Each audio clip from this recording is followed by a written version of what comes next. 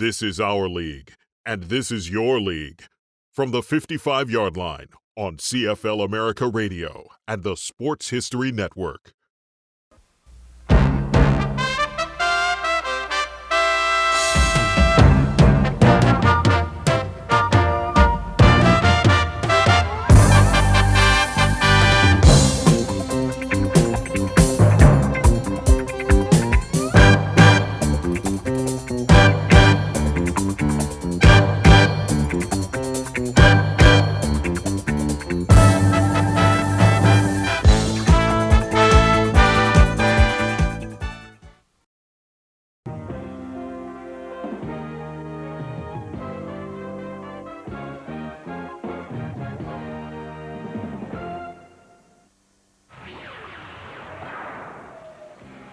Tonight, the league best known for East and West welcomes South as the first U.S.-based CFL team makes its debut. From the capital of California, the Sacramento Gold Miners, led by Kay Stevenson, have come to the nation's capital, led by quarterback David Archer. How well does he know the Canadian game after only a month? That's the challenge facing Tom Burgess and the Ottawa Rough Riders. Tonight, it's a brand new season and a brand new team on the CFL Live on TSN.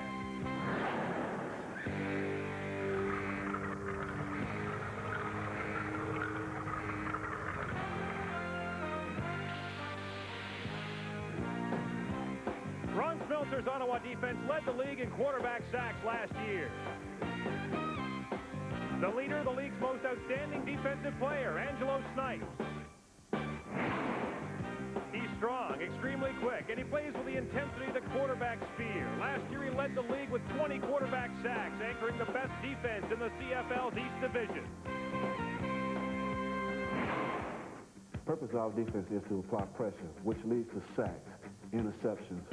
I think we did it very well last year. I'm looking forward to 93. Sacramento, California is the home of the CFL's newest team. And the new home of veteran quarterback David Archer. With 8 years of professional experience in the NFL and the World League, he's got a great arm and mobility. The Gold Miners are counting on him to make them competitive.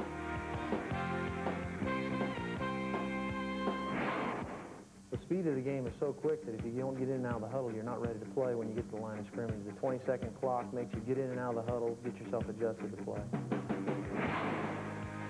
Tonight, Ottawa's Angelo Snipes meets Sacramento's David Archer as the CFL makes history in Ottawa.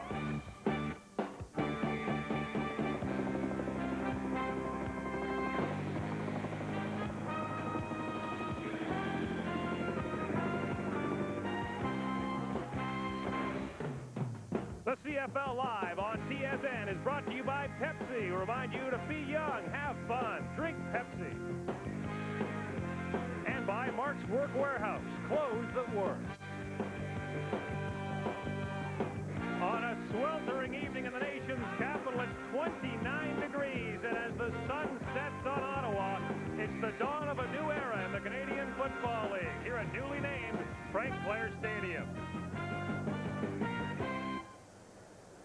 Good evening, everyone, and welcome to a new season of the CFL here on TSN. I'm Gord Miller. For the first time in nearly 40 years, there's an expansion team in the Canadian Football League. And how the Sacramento Gold Miners perform on and off the field is going to have a lot to say about the shape of this league in the coming years. There are no Canadians on this Canadian Football League team. That, of course, the area which will be most closely watched. As always, our all-Canadian commentary team is ready, led by our play-by-play man, John Wells. Gord, the Gold Miners had a perfect preseason in their inaugural year in Canadian football, but it is far too early to concede a perfect year the rest of the way in 1993 and a berth in the Grey Cup. This team will be a good team eventually. The question, Lee Pedersen, is how long will it take? Well, John, that is yet to be determined. You know, I don't think people really realize how difficult it was for the Gold Miners to take 62 players 1 month ago and pare them down to a 37-man roster. Now, you'd love to have a team full of veterans to build around. Well, this just isn't the case with Sacramento. Only 3 players with real NFL experience: David Archer, Bobby Humphries, and, of course, running back Mike Oliphant. You know, this will be a good team. Make no mistake, for a couple of reasons. Obviously, they get to play All-Americans, but when one of those Americans gets hurt, they have a pretty big talent base to draw from to replace them. So They will be a good team. I think it's a lot to expect for them to be a solid team in the first week of the season. No doubt about it, the Gold Miners will be the envy of many coaches in Canadian football as this season begins. However, it will be a time before this team gets to know each other. They only got together 30 days ago. Coming up next, when the smoke clears, we'll see the Ottawa Rough Riders and the Sacramento Gold Miners. And we'll hear 2 songs as well. Stay with us. Do you want to make more money? Sure, we all do. So call this free number to find out how easy it is to train at home for a better career. At ICS, more than 10 million men and women have prepared for new careers without setting foot inside a classroom. And now at home, in your spare time, you can get your diploma or your degree. Choose from any one of these courses: high school, TV VCR repair, computer programming, electrician, animal care specialist, auto mechanics, bookkeeping, legal assistant, interior decorating, drafting, hotel restaurant management, learning the personal computer, electronics, or get your degree. You can major in business management or accounting. Make this important call right now. Call now for the free information Sally Struthers spoke about. Then decide if you want to train at home for a better career to make more money. Call 1-800-247-7111. There's absolutely no obligation. That's 1-800-247-7111 for free career information. Call now. Premiering Friday, July 9th, AMC presents one of the most powerful love stories of all time. Why didn't you wait for me? Rich girls don't marry poor boys. And Hollywood turns one of the greatest American novels into an American movie classic. Robert Redford and Mia Farrow star in F. Scott Fitzgerald's The Great Gatsby. Premiering Friday, July 9th at 8:30 Eastern. Only on AMC.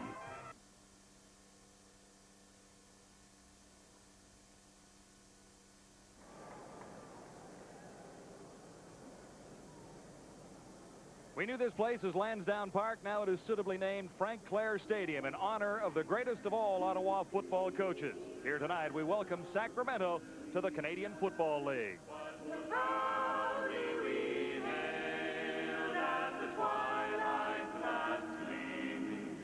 Whose broad stripes and bright stars through the perilous fight, for the ramparts we watched were so gallantly streaming, and the rocket's red glare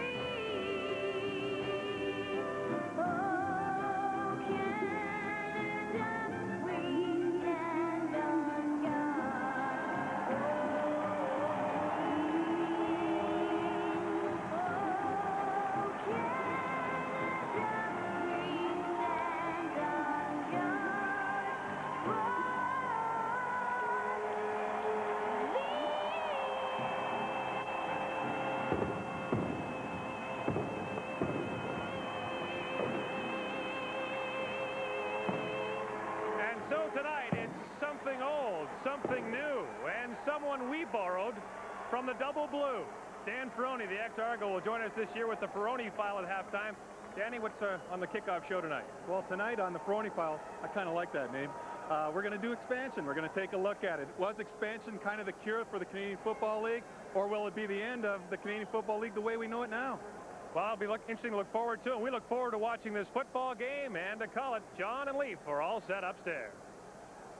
All right, Gord, we're ready to make a little football history in Ottawa tonight. Leaf, as the Riders line up against the Gold Miners, what do you see is the difference in this one tonight? John, I think it's very simple. The difference in this game will be if the Sacramento offensive line can handle the pressure from the Ottawa front seven. Last year, Ottawa led the league with 61 quarterback sacks. In 2 preseason games already, they have 13. There is no secret to what they will do on defense. They will come after David Archer with a variation of blitz packages. If the offensive line of Sacramento cannot handle it, it's going to be a long night for them. That should be the difference in this opening ball game tonight. The Sacramento offensive line averages 6'3" and 292. Now the kickoff.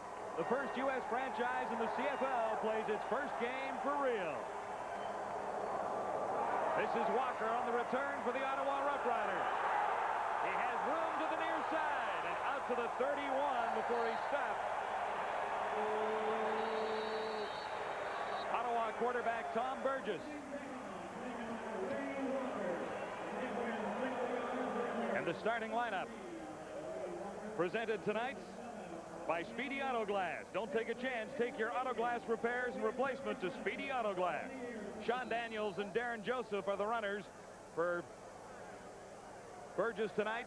And outside, it's Walker and Jones with Climby and Brown as the inside receivers. There's the O-line. Yeah, Mike Graybill, the starting left tackle. He's an import, and because they are playing him, that means Reggie Barnes, the great running back, is not in the lineup. Burgess has a slight opening and grabs a couple of yards.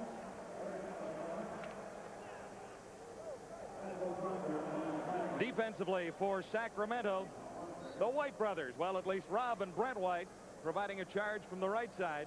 And a pretty solid core of linebackers for Sacramento as well, led by Basil Proctor, who some may remember as a former member of the Saskatchewan Roughriders. Yeah, a lot of experience on the corner. Bobby Humphrey, 7 years with the Jets. Marshall Roberts on the other corner. Charles Frank and Charles Fryer at the halves. John Wiley at the safety. The gain was 4. This is 2nd and 6. Burgess looks to the far side and is incomplete. Intending that for Jock Climby. John Wiley was covering on the play for Sacramento. It was interesting to chat with Ron Smeltzer yesterday in our meeting with him. He said, we want to do a few things early that maybe we're not great at, like maybe run some sweeps or run Tom Burgess all over the field. And his purpose is to try and tire out this really big front seven of the Sacramento Gold Miners. He figures if they do a lot of running early, they're not going to make it into the 4th quarter. That remains to be seen. On 3rd down, here's Terry Baker.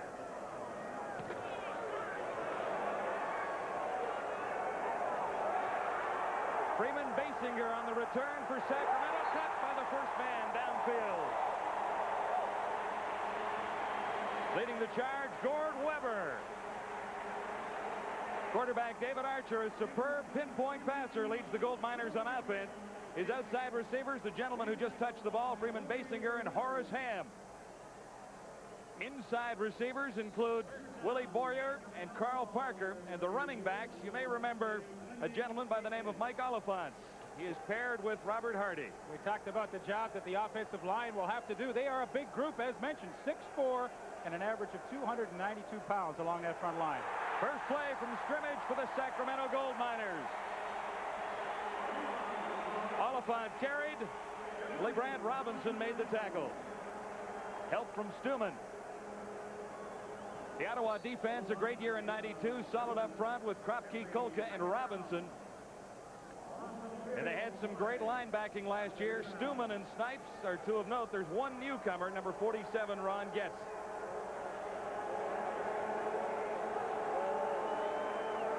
Second down. Archer under some pressure finds a hole and slides across the 40-yard line. He'll be short of the first down. David Archer did a great thing against this Ottawa secondary. They were coming with the blitz. They will play a lot of man-to-man coverage. He had a run with it. He did. This is the secondary he will face. Joe Fuller, Charles Gordon, much underrated Charles Gordon on the left corner, Brett Young and Anthony Drawhorn, who was an All-Canadian last year at the halves, and Michael Allen replaces Sean Foodie, who went to Vancouver, and that is the secondary that will play a lot of man-to-man cover tonight against the Sacramento Gold Miners. It'll be third down, and that brings in Jim Crouch. He spent a little time with the Buffalo Bills last year. Deep for Ottawa, Wayne Walker, number 84.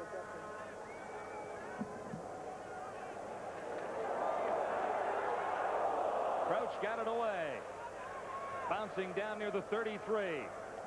Walker has it at the 25. Met by Roberts, number 5. Marshall Roberts. You know, as I watched Sacramento go through the paces yesterday at the pregame workout, Jim Crouch, the punter, looked a slightly bit slow to me. And make note of Joe Fuller, number 25, the corner. He was coming on the rush that time and got awfully close to blocking that Crouch punt. So second series for Tom Burgess. Had a chance to see what Sacramento will do in the secondary. They are a basic zone coverage football team, much like the Calgary Stampeders. They want you to make 10 plays to score against them, not give you the big one. Walker flanks to the far side of the field. Stephon Jones to the near side on 1st and 10 Ottawa. Burgess had a man open. What a great catch. Jock Climbey, number 81. Climbey down to the 40.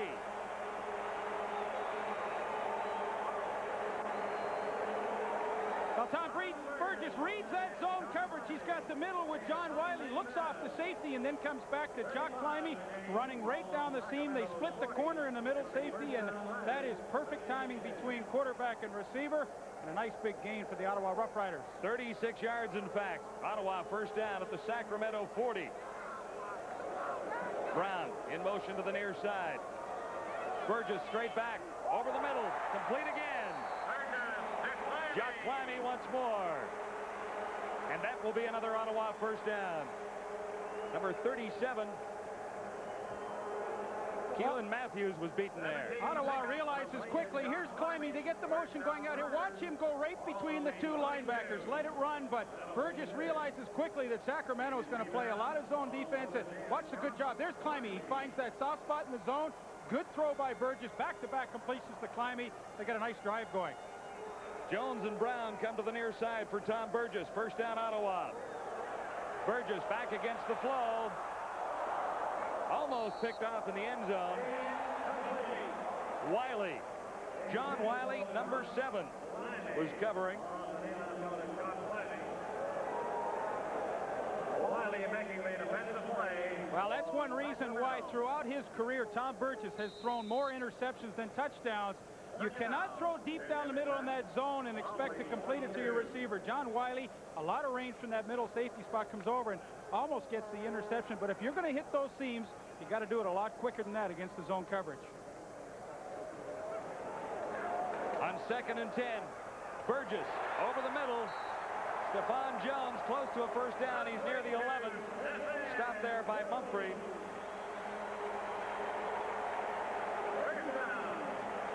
Good pattern against Bobby Humphries. Stephon Jones, 75 catches last year. Watch the push-off right here. Humphries tries to close the distance, but with that little push with the right arm, Stephon Jones gets some separation, makes the catch, and another first down in Ottawa with a very impressive drive on their second possession. There you see his numbers from last year. 2nd in the league. An all-star season for Jones this time. To the end zone, and Jones has the touchdown. Stephon Jones. An impressive drive by the Ottawa Rough Riders, engineered by Tom Burgess. Humphrey beaten by Jones, 2nd consecutive play.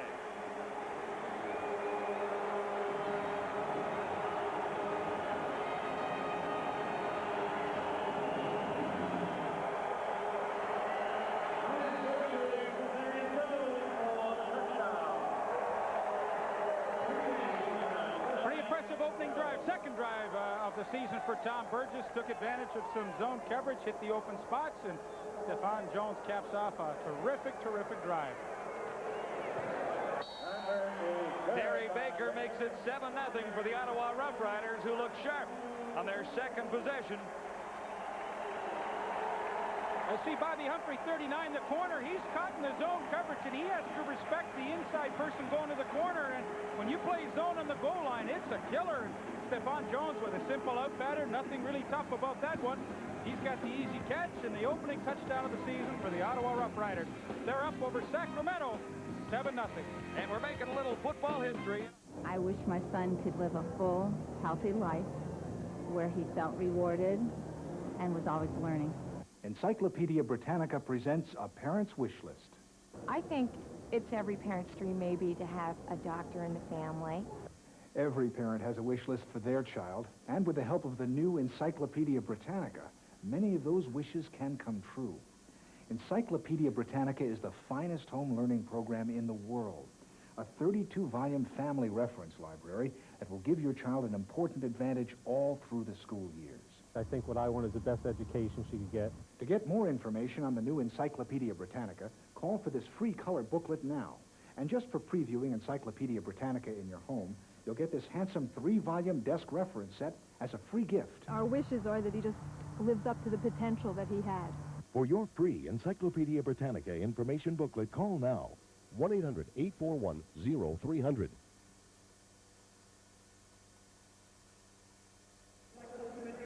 Stephon Jones scores the opening touchdown. It looked rather easy. I'm going to show you why. Here is Kim Tahita right here, the inside halfback. In a zone, he has to get all the way out there and get underneath the coverage and help Bobby Humphrey. Watch how he gets caught up in here. Let it roll. He gets caught up, so Bobby Humphries has no help when the inside receiver goes to the corner. Stephon Jones, that's a pretty easy touchdown on their second drive of the season. But if you're going to play zone on the goal line, which is not a great defense to begin with, you better get your inside halfback or safety out covering that out pattern. Your corner can't do it. 5 plays to cover 76 yards, and the Ottawa Rough Riders have an early 7-0 lead. Mike Oliphant on the return for Sacramento. 2 minutes and 51 seconds to cover 76 yards, an 11-yard toss to Stephon Jones. Yeah, I can tell you of those 5 plays, Jack Climby had a couple of nice receptions. Stephon Jones with a couple of catches. They made that one look pretty easy, and, you know, you get to the professional level, if the team stays in the zone, you can pick it apart. Number 32, receiving team, first down. Robert Hardy caught for holding. First and 10, Sacramento. Al McCullum in charge of proceedings. Al got a promotion this year. He was a linesman the last few years in the CFL. Now he's the head guy out there. That was his debut on the microphone right there. We'll save that one on the Betamax at home. Archer goes to the far side. He's on target, but the receiver could not hang on. Loose ball was picked up by Greg Stuman. Well, it was a good hit by number 26, Charles Gordon, the left corner rather, and as Ham ran the hook, you've got to keep working back to the quarterback to keep that separation you've created. He didn't, stood still, and Charles Gordon made the hit, knocked the ball loose. This is a situation that David Archer does not want to be in for very long tonight. Second and long against this defense, because they will come after you. To the far side, looking for Boyer. That's Willie Boyer, number 80. Well, Anthony Drawhorn was an All-Canadian last year. He had 8 interceptions, and this is a perfect example why. Stays on the hip of Willie Boyer, and at the last second accelerates, gets the hand up and knocks it away. And, you know, listen, Sacramento are going to get some chances like this. Against a pressure defense, you have the opportunity to hit a home run. Willie Boyer was open, but Drawhorn with a great recovery to knock it away. A third down situation. Second low snap to Crouch, but he got it away. Walker waiting for it. Near his 45. Penalty markers are down all over the place. Leading the blockers, or the tacklers that time, Davis, number 95. And he was a little too close. There's the indication from Al McCullum.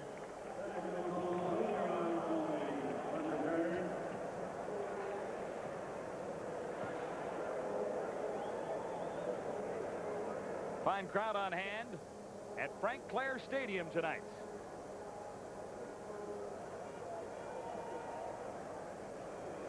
And we're happy to announce that blackouts have been lifted by the Ottawa Rough Riders, so this game can be seen in the local area.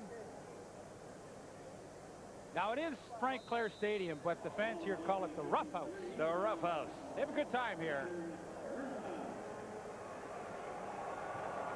Burgess and the Rough Riders have excellent field position just outside the midfield area at the Ottawa 53.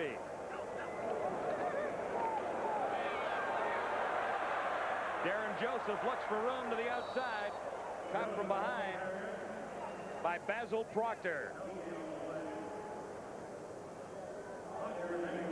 Leaf, you mentioned a moment ago the problem Sacramento's having with its own defense. Bill Urbanek, their defensive coordinator, has already told his defense they're going to have to play more man-to-man, which means to be more pressure on the corners. But after Tom Burgess took them to school, a change is obviously in order. I think that's a good idea, Gord. I mean, once you get to this level, you have to mix things up. I mean, it's great to play zone, and it's okay to be a zone-oriented team, but you have to give that quarterback a different look occasionally, and I think that's a wise choice. From the shotgun on 2nd and 11. Burgess looked for Ellingson. Broken up by Wallace, number 21. That's Jason Wallace. Nice play by Jason Wallace. Ellingson rounded his hook pattern off just enough that Jason Wallace had time to recover, and with a little bump, loosens that ball away from Ellingson, and Ottawa will have to give it up. And that was man-to-man coverage, as Gord Miller indicated that they might come with, and looked a lot tighter and a lot better. Terry Baker back at his 37 across the 40 to get this one away. Freeman Basinger inside his 10. Great return guy, but not much that time. Up to about the 19, stopped by Joe Sardo. Have the lead on the Sacramento Gold Miners. A historic evening at Frank Clair Stadium in Ottawa. Baseball season is always exciting, not only here at Yankee Stadium, but all around the country. Now you could be a big part of the action and get paid for it, too. The Pro Image Umpiring Academy's SOS programs are training high school students and adults to become top-notch umpires at various levels, and even provides evaluations for those who seek a pro umpiring career. All our SOS programs are designed to teach the proper mechanics, techniques, and theories used by the pros. Learn how to sell your calls during drills, then put them to work during actual game situations. We'll teach you how to be prepared for the plays that give umps the most trouble and how to get out of it when you're facing it nose to nose. High school students take an innovative curriculum right at their own school, while aspiring adults participate in one-day, weekend, and one-week camps. You'll feel like a pro when you learn the proper timing and call the plays with style and confidence. From Little League to college to your dream, Pro Image makes it easy with as much as $90 per game as the payoff. Hey! Call Pro Image. Hey, you never know.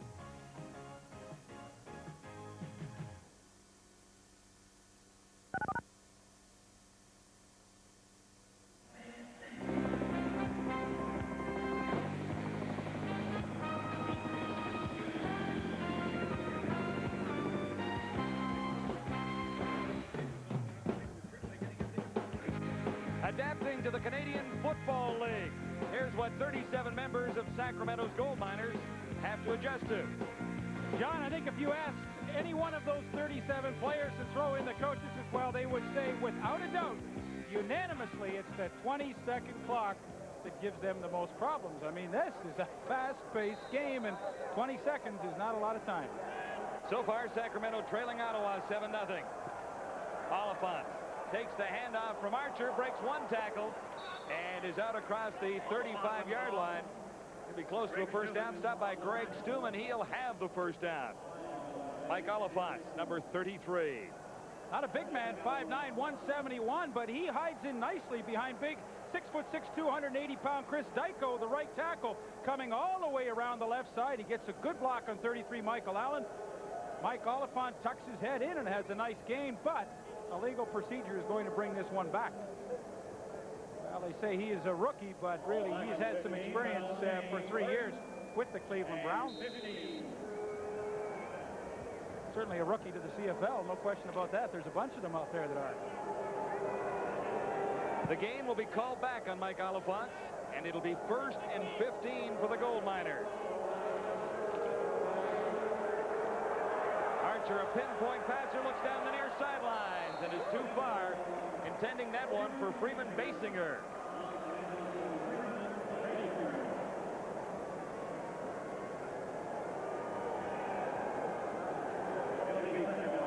Angelo Snipes was the sack leader in the CFL a year ago with 20 sacks, and early in the ball game, Mike Oliphant does a terrific job of getting his head down, picking him up, giving Archer just enough time to get that pass away intended for Basinger. But make no mistake, Angelo Snipes will get to know a lot of these Sacramento players very well before this night is over. Outstanding defensive player in Canadian football last year, Angelo Snipes. It'll be 2nd and 15, and Archer uses the shotgun this time. Time to throw, man open over the middle briefly. Drawhorn stepped in to get his hands on the football. Intended for Willie Boyer. Well, Drawhorn makes the play, and it's not a great throw by David Archer, but we talked about the difference in this game. Could they pick up the blitz, the Sacramento offensive line and backs? And so far, they have given David Archer lots of time to throw. I mean, that is a good 3.5 seconds to get rid of the football, and a quarterback can't ask for much more than that. You were talking about some of the numbers for Angelo Snipes last year, a few more, including 46 tackles, an interception there, and just an outstanding season his sophomore year in Canadian football. 3rd down, Sacramento. Crouch gets the kick away. Walker will not have a play near the 50-yard line of Ottawa. Rough Riders have a 7-0 lead on an impressive drive and a touchdown touch from Tom Burgess to Stephon Jones. I think what David Archer and some of his teammates are probably saying on the sidelines is, you know, we need to complete a few balls to get some kind of momentum. So, hey, guys, next series, let's throw maybe a little quicker. Let's get into those routes a little quicker because we know the pressure's coming, but we got to complete maybe a few short passes to get some of that momentum we need. For Ottawa on 1st down, Stephon Jones to the near side. Brown in motion goes to the far side of the field, and Burgess gets away from one and fires in a hurry for Jones. Covered by Bobby Humphrey, number 39.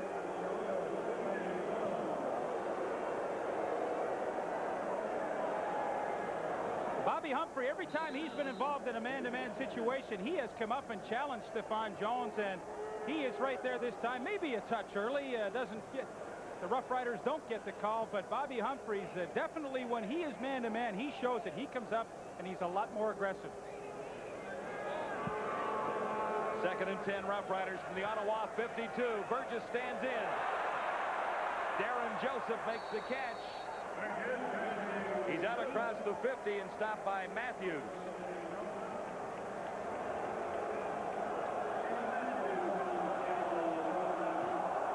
We'll see where they spot the ball. It looks like Joseph is about a yard short.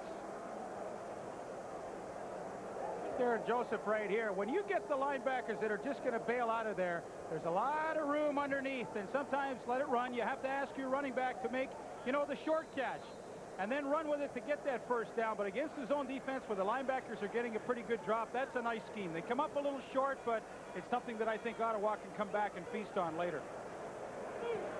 Terry Baker once more. Decent average. They fake it this time. And that'll be the 1st down. Stuman taking a direct snap. Ron Smeltzer talked a little bit about that yesterday, but he fooled us here. Well, he said he noticed that sometimes the interior linemen for Sacramento on a punt return just would turn their back and start running. He said, we think if we get good field position, we can snap it to 95 Stuman, our up back, and we can get a 1st down out of it. And that's a nice play. You know, those little trick plays, when they work, boy, do they give a team a lift, and it's perfect time to do it. 1st down. Joseph. The reverse. Touchdown. Walker took the catch. Jones threw the pass. The handoff initially went to Joseph. They're playing Canadian football here tonight, Lee. Life is a little different in the CFL.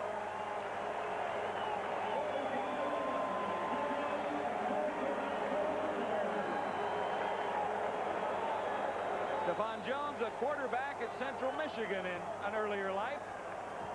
Well, it so often happens, teams love to take advantage of a trick play with a big play to cap it off, and Ottawa successful with the end-around pass.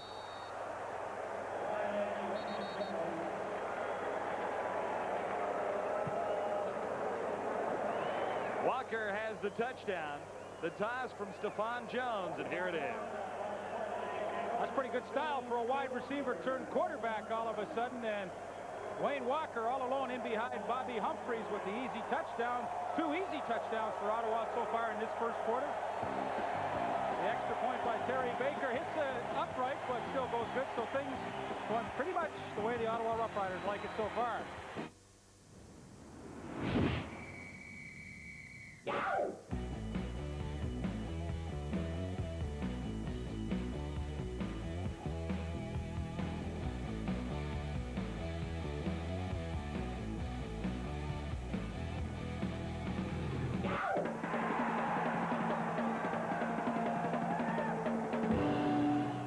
News Sport, 24-hour sports news with an attitude.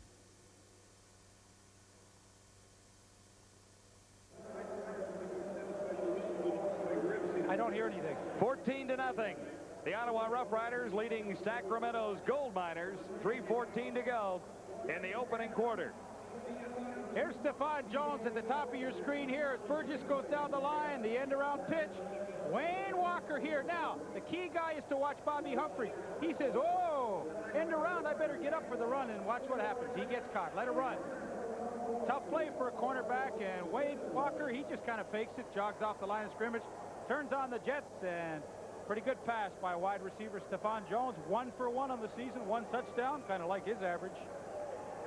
Yeah, he's thrown 1 touchdown and received 1 touchdown and has been in on all of the Ottawa Rough Rider points. In the opening quarter, couple of touchdowns. Ottawa has surprised Sacramento with a couple of plays in particular here so far tonight.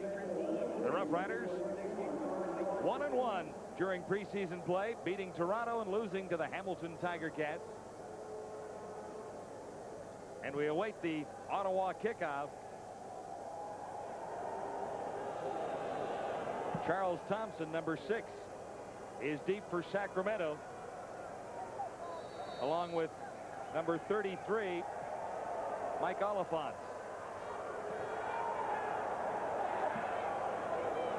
Oliphant takes it near the 25. Stops at the 34-yard line. An impressive scoring drive for the Ottawa Rough Riders. 4 plays, 58 yards. The possession time, 2:19. Wayne Walker on the receiving end of a Stephon Jones pass from 46 yards. All set up on a 3rd and 1 gamble. So Dave Archer and the Gold Miners facing a 14-0 deficit. 3:02 to play, opening quarter at Frank Clair Stadium in Ottawa.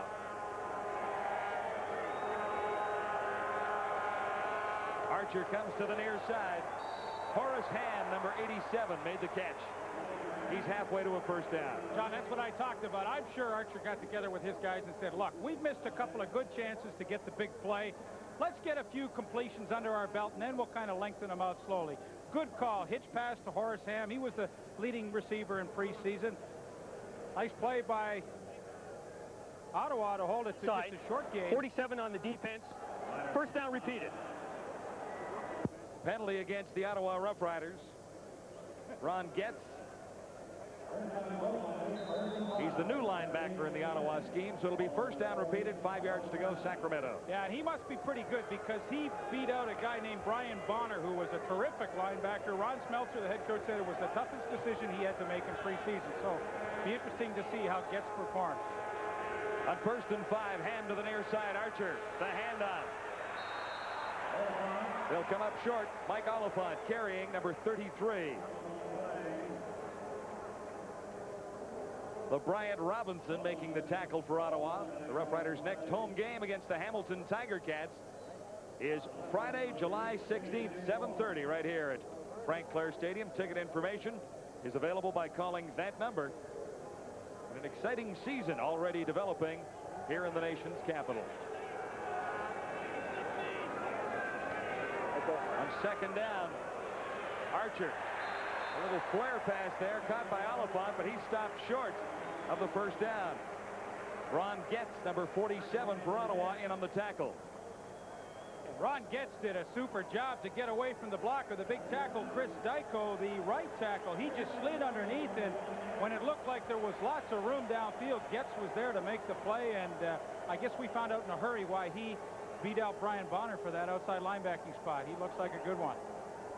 Graduate of the University of Minnesota, same school that Bonner was from, in fact. Funny, Bill Bradley, who's the defensive back coach for Sacramento, said they wanted him, but they couldn't get him. Ottawa was able to sign him before Sacramento got to him. Walker takes a high kick by Jim Crouch. Decent return. Penalty markers are down near the 25, and so is Walker. Pryor leading the tacklers. Well, you know, guys, there was an article in the Ottawa newspaper today. It was actually written by a Toronto writer, which predicted that Sacramento would win 89-1 today, and that went right up on the Ottawa bulletin board in the dressing room. After that last touchdown, some of the Rough Riders came off and said, not bad for a bunch of Canadians, huh? Even though it was an American lateraling to an American who threw to an American, there's still a lot of Canadian pride here. Wasn't there one Canadian involved in that? Offensive line, I think. The center, Herb Damon, he snapped it.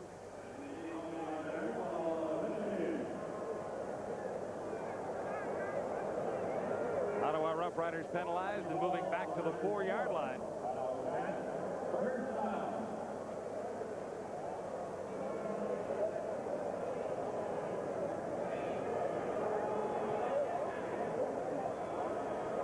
I think Ron Smeltzer would be happy with 2 out of 4 scores, 50% on his drives. I think the thing to really look at there was the field position Ottawa had. 4 possessions. The worst one was their own 33. A little different now. Penalty for illegally blocking. Now here's Burgess from his end zone. Has a man open. Andre Brown couldn't make the catch. It was obvious why not. That's the same play Jock Climby caught his long pass on in the earlier in the first quarter. That seam pattern, 4 guys running down the seams against a 3-deep zone. Now, Burgess, if he wants to run that, he's got to hit it a lot quicker, because the longer he keeps that ball in the air, the longer the reaction time is for the middle safety, John Wiley, and that time he came over with a nice hit. It'll be 2nd and 10, Ottawa, on the 5-yard line into the final minute of the opening quarter. Ottawa leading 14-0. Burgess from the shotgun. Look for Climby on an out pattern. Climby missed a couple of sequences a few moments ago with Ellingson into the ball game, but he's back and apparently healthy. Sean Daniels gets to start at fullback tonight, and his responsibilities most of the time will be pass blocking in those situations. Here, Brent White, the defensive end for Sacramento, comes into Daniels, and Daniels a much smaller man at only 5'11", 235. White at 273, but Sean Daniels handles himself pretty well there. But Sacramento got what they wanted. 2 and out with Ottawa deep in their own territory, and now they should get the ball back in tremendous field position, in good shape for David Archer to try and get something going. Terrific field position with Baker standing deep in his end zone on this 3rd down punt. The Gold Miner returners standing near the Ottawa 40. Baker doesn't get this very deep, but it bounces by Basinger all the way back to midfield.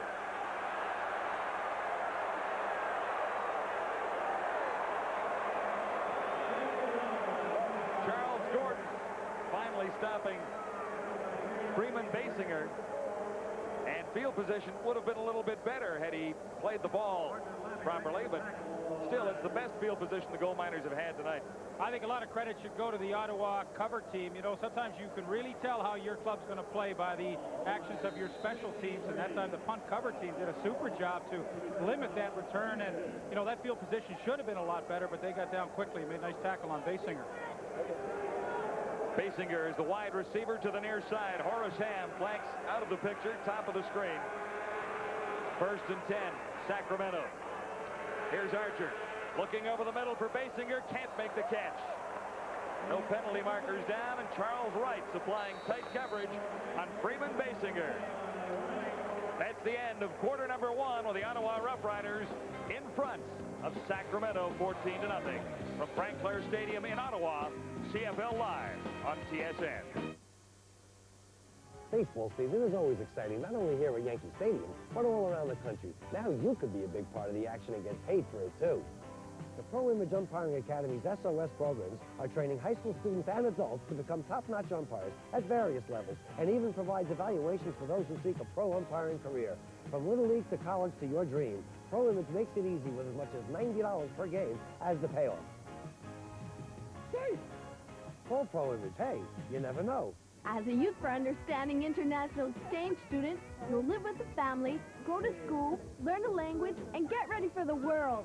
Living with the family, it was really nice. I really enjoyed it. I felt like a part of the family because they treated me so well. I was thinking away, and then suddenly I was like, oh, wait, how do you say that word? And I realized, oh my God, I'm thinking in French. Get ready for the world. Call 1-800-ARE-YOU-READY and find out more about spending the year, summer, or semester in a YFU high school program abroad. I'm going back. Research shows there's nothing like babies and puppies to get your attention. That's why we're using them to draw your attention to the federal government's free Consumer Information Catalog from Pueblo, Colorado. It lists free and low-cost publications on saving money, finding a job, getting federal benefits, educating your children, staying healthy. Sorry, I thought I was losing you there. To get your free catalog, send your name and address to Catalog, Pueblo, Colorado, 81009. They're the wisest guys in the business, and you'll find them here every week. The Sports Writers on TV. See it exclusively on Sports Channel America. Making a little football history in Ottawa tonight on the CFL Live on TSN. Second quarter about to get underway. Sacramento with Archer at quarterback from the shotgun. Oh, and it's picked off by Drawhorn. Anthony Drawhorn. The pass was intended for Willie Boyer, number 80. And Drawhorn celebrates his first interception of a new year. Archer having a little difficulty reading the Ottawa defense.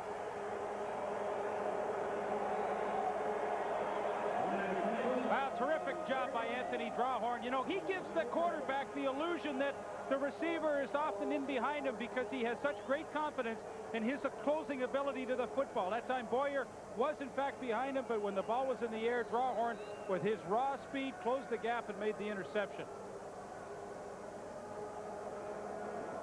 First and 10 Ottawa just across the Rough Rider 31-yard line. Second quarter just nicely underway. Ottawa in front by a couple of touchdowns. Burgess from the shotgun this time. To his right and throwing on the run. Jock Climby was the intended receiver, but Burgess one-hopped it to him that time. All Ottawa in the opening quarter here at Frank Clair Stadium. Total yards for Sacramento 12, for Ottawa 138. Time of possession is close, which is rather interesting. But on the scoreboard, it's a 2-touchdown lead. It's been a lot of 2 and out for the guys in green and white. Is that green and white or teal and white? Teal and white. I think maybe whatever. Teal. You're better on those colors than I am. You gotta go somewhere else. Second and 10, Rough Riders from the Ottawa 31. Daniels makes the catch. Good to Sean Daniels. He has about 7 yards. Stopped by Charles Fryer, number 25 for Sacramento. That's where Sacramento's defensive philosophy really comes into play. I mean, they are a conservative defense. They are one of these bend it don't break styles where you have to put a lot of plays together to beat them. I mean, obviously early Ottawa beat them with a trick one and a pretty good drive, but there on second and long, the zone reacted perfectly. They forced Ottawa to dump it off to a back and then came up, made the tackle, and held them short of that first down. That's where the zone is effective. I think on first down, they might want to mix it up a touch more. Terry Baker at the 22. Too deep for Sacramento. Basinger and Oliphant. Baker a much better kick away this time. Basinger has to retreat to the 25, finds a little seam, and looks for a block. He can't find one. Good special teams coverage by the Ottawa Rough Riders. Brett Young leading the tacklers that time. Well, Basinger was the big return guy in preseason with 8 for 150, but 95 of those return yards came on one field goal return for a touchdown against Winnipeg. In summary, Well, it's Stephon Jones. Catching and throwing. Got a nice touchdown on their second possession, and on the fourth possession on an end around, he hit Wayne Walker with a lovely pass. Ottawa 14, Sacramento yet to reply. Let's see what the Gold Miners can do with a first down here, just out across the 30-yard line. Robert Hardy, number 32, got the call that time, and he ran into Greg Stuman. Hardy was with the Edmonton Eskimos briefly. That's the first trade that Sacramento made in their history, was to acquire Robert Hardy from the Edmonton Eskimos.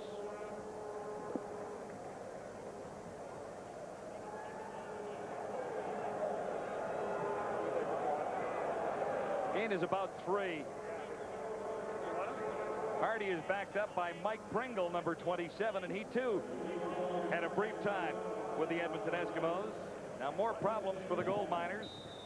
A procedure call against David Archer here. The penalty declined. It'll be 2nd and 7.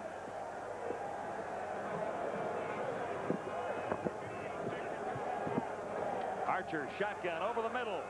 Drawhorn again, batted it down.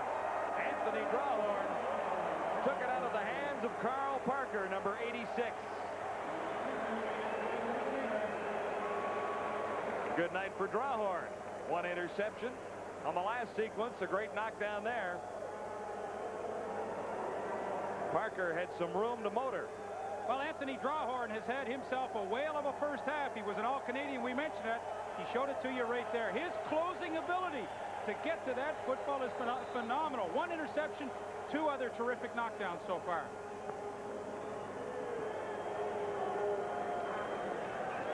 Walker is deep for Ottawa for this 3rd down punt. Beginning near the 30. Wayne Walker gets to the 36. Robert Hardy led the tacklers for the Gold Miners, who are in arrears 14-0 to the Ottawa Rough Riders in their inaugural match in Canadian football.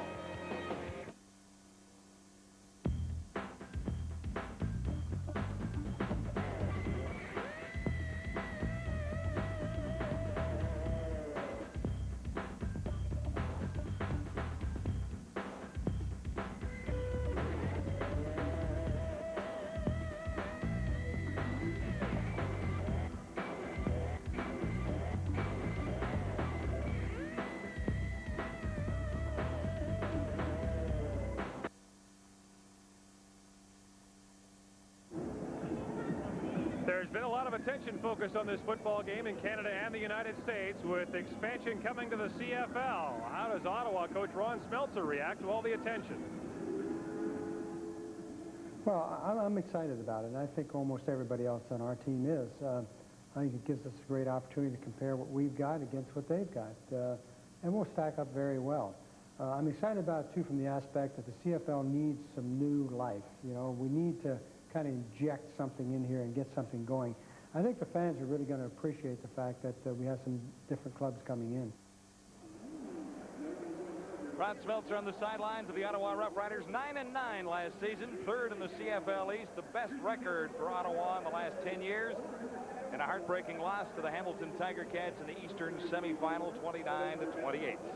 But the Rough Riders are on the move. Solid defense. They hope to improve the offense a little bit this year. And as was Ron Smeltzer's philosophy last year, he likes to give his backup quarterback some work, and better to do it when the going is good. They're ahead by 14, so Terrence Jones here in the second quarter, the backup to Tom Burgess, gets some work. There's nothing wrong with Burgess. Those are Jones's numbers from a year ago. He just wants to give Jones some playing time. Jones, the handoff, goes to Darren Joseph. Smeltzer was saying that Terrence Jones was playing with a lot more confidence in the early going this season in his exhibition game workouts.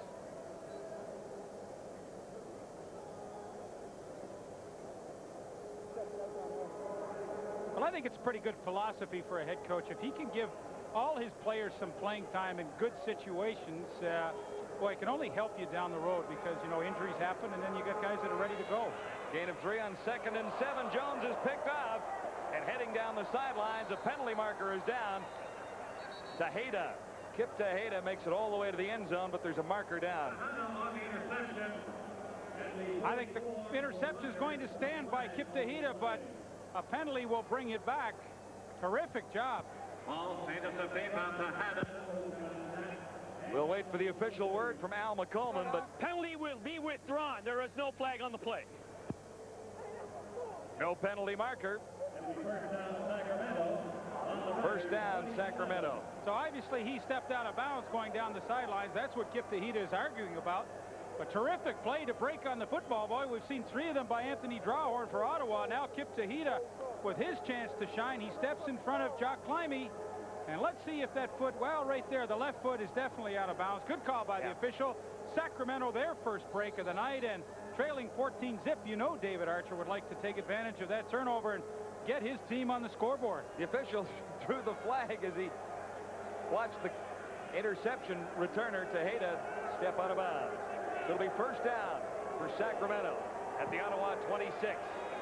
An opportunity for David Archer here as he looks to the end zone and is picked off one more time. There's a marker down. Gordon has the interception. He's brought down by Horace Ham. There's a penalty marker back near the 5-yard line. And it's definitely going to be interference against Ottawa. Don't get too excited, Kay. You're going to get the ball back because as Horace Ham tried to break to the corner, Charles Gordon was all over him. And I'm sure when they sort things out that a smile will return to Kay Stevenson's face because they will retain the football.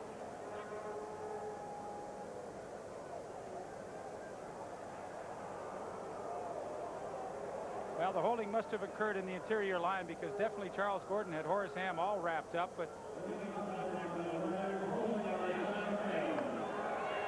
well, the penalty should offset, should be first down over again. Little pressure on David Archer. Well, Sacramento's keeping everybody in to give maximum protection for Archer. That is good in some cases because he's getting the ball off. That time some pretty good pressure from LeBryant Robinson and Snipes. But the bad thing about maximum protection is you're only getting 4 receivers into the pattern. And, you know, Charles right with the interference, but with only 4 receivers out, that's really not taking advantage of the flow of Canadian football. It'll be first down repeated. Sacramento at the Ottawa 26. More pressure on Archer. He is down this time. Ron Gett, number 47, leading. Arrive soon after. Here's a look at number 13 from a high angle. There's number 19. He would like to have that opportunity he had back the other night. He just still couldn't believe whether he hit the defenseman's stick or not. He said, I had all day to put it in a wide open net.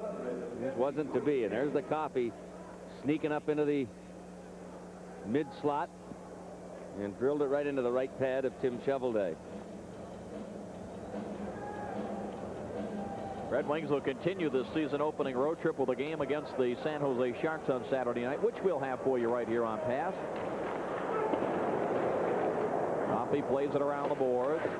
Hiller centers it. It's tipped back to the point. Blake shot all the way through. He scores! So the Kings tie it up with 11:22 remaining in the first period.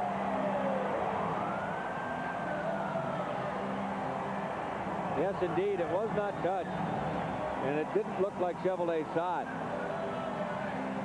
Blake with a... Third down.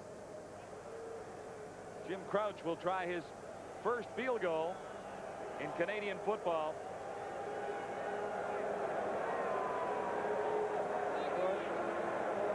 Preseason record for Crouch there. He was 2 for 2 with the Buffalo Bills in preseason last year. He is wide on his first attempt in Canadian football, and this is Anthony Drawhorn on the return.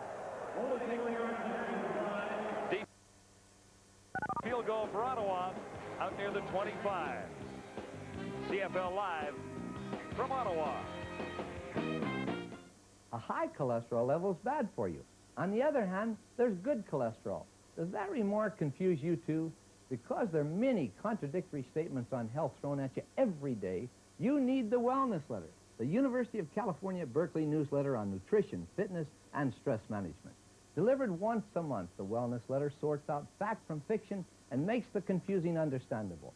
written in easy-to-read language. It's vital information the whole family can benefit from. Call today for your free issue and also receive free this 48-page book, Wellness Made Easy, 101 tips to start you on the wellness path now. Call 1-800-238-3100. We'll bill you $15 for 11 more issues.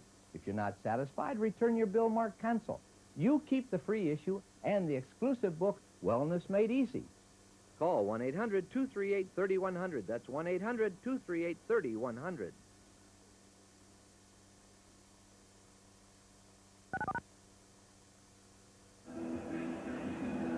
This is one of the things that Sacramento's doing that I thought would really hurt them in this ball game. They are going with maximum protection. Right here, you've got 9 guys plus the quarterback.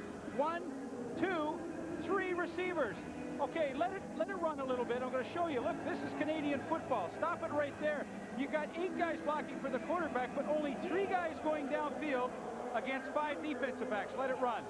A little miscommunication here. Archer can't complete the pass, but hey, only 3 receivers out on a pattern. I mean, that is tough. 3 against 5. I like the defense's chances right there, but obviously Sacramento is concerned with protecting the quarterback. That is obviously what Kay Stevenson and his guys have talked about. We need maximum protection. We're not at a level yet where we can send a lot of backs out on hot patterns and try and attack that blitz. We want to be catchers right now and try and protect the quarterback and hope that David Archer can pick out one of these 3 or 4 receivers. But boy, it is a tough way to play. David Archer on the sidelines talking to Carl Parker a moment ago and hoping to get something going when they get possession of the football once more. But meantime, it's Ottawa first down. Riders at the 26. Jones is at quarterback, and a good hole opens up for Darren Joseph. Everything is working for Ottawa. John Wallace making the tackle for Sacramento. But a big gain for Darren Joseph. Darren Joseph, for head coach Ron Smeltzer, has been a real bright spot in training camp. In fact, so good that he's able to replace Reggie Barnes for the moment at the tailback position, and only with his tremendous ability were they able to do that. And of course, then that affords them to play an import, Mike Graybill, at the left tackle. A 19-yard gain. The pitch to Joseph once more on first down, and not much running room on the right side this time. He ran into Davis. Number 95, that's Michelle Davis. You know, you hear heartwarming stories a lot in professional sports, and Darren Joseph talked about his buddy Reggie Barnes, who he replaced. He said, there hasn't been a guy on this team that helped me more than Reggie, and for him to be so unselfish to give me pointers and work with me every day, and now I'm playing in his spot, he said, so those are some of the good things that happen in pro sport. Joseph averaged 6 yards per carry in his rookie year last year in Canadian football. On 2nd and 8, Jones stands in, and he got it away. It'll be a first down for Ottawa. Wayne Walker made the catch, and there was tight coverage that time by the Gold Miners, and in particular, Charles Fryer. The Ottawa offensive line giving Terrence Jones all kinds of time to throw. 53, Denny Chronopoulos, the left guard, Irv Damon, the center. What a tremendous job they do on 71. Brent White, and the nice thing, too, to see Terrence Jones back in for his 2nd series after throwing that interception, and, boy, that means a lot to a quarterback not to get the hook. First down, Ottawa at the Sacramento 48. Jones lofts one, and this time it's picked off by Tejeda, number 9. That's Kip Tejeda. That's the 2nd time he's had an interception in his first night of Canadian football. Forced out by Darren Joseph, number 20 for Ottawa. Good news for Sacramento. They come with the blitz. They're hoping to create some sort of turnover by doing so, and Kip Tejeda with his 2nd interception of the night.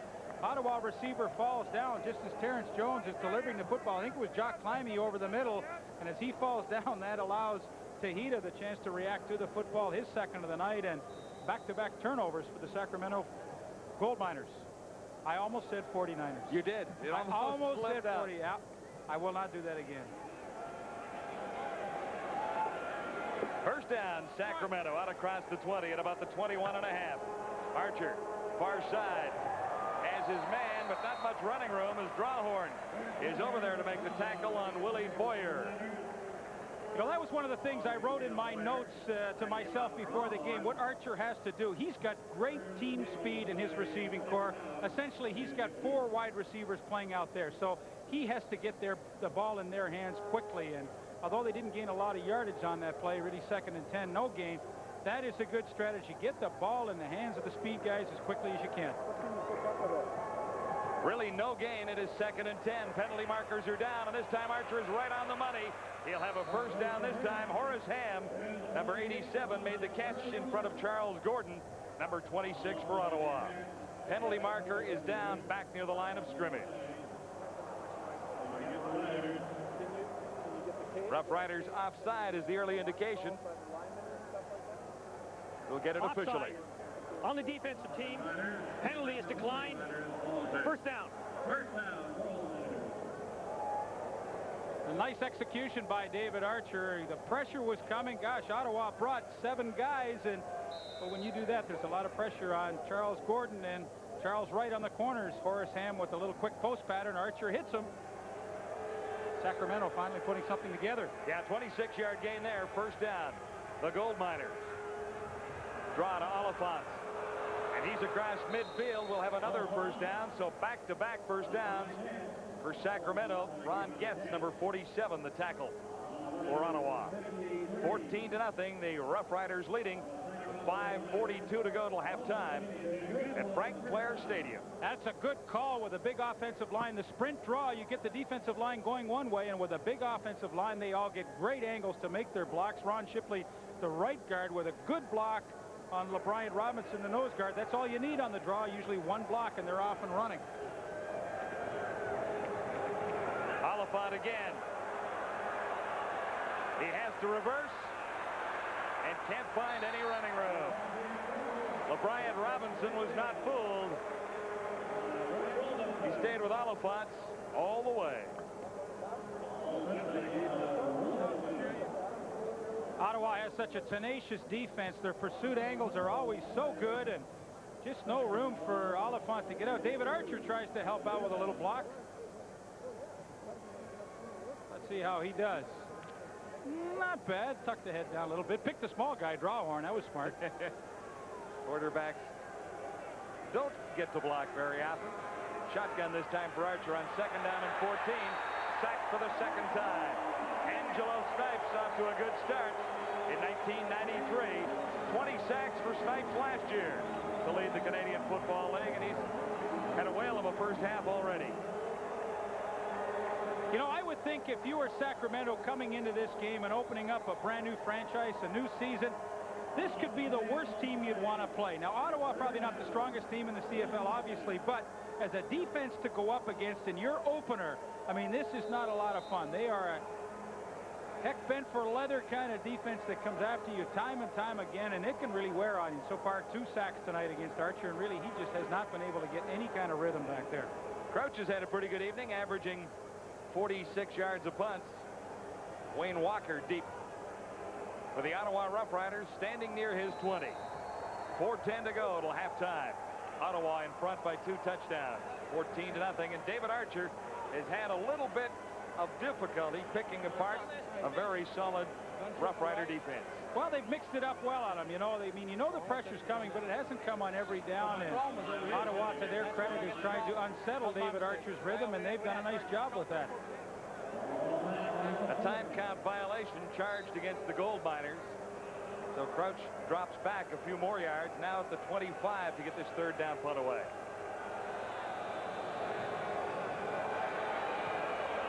This one off the side of his foot. Ottawa will have great field position inside the Sacramento 50-yard line. Some pressure from Michael Allen.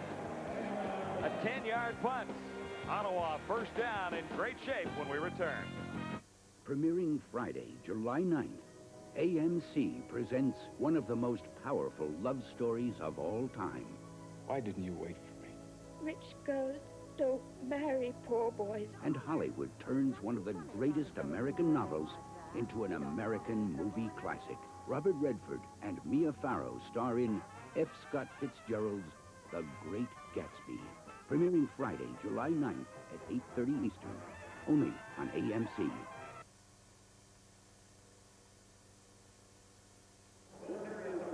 Back in Ottawa with a couple of Sacramento fans. Carol Walty is the secretary of the Claim Jumpers Booster Club. Don Moore is the president. Carol, how are you enjoying your first CFL game? Oh, it's great. It's so exciting. We don't have very many points on the board, but we're going to come back second half.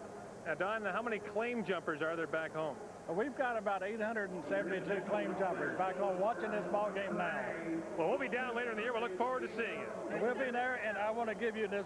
You're now a Claim Jumper in our organization. Proud to be one. Thanks very much. We'll see you in Sacramento.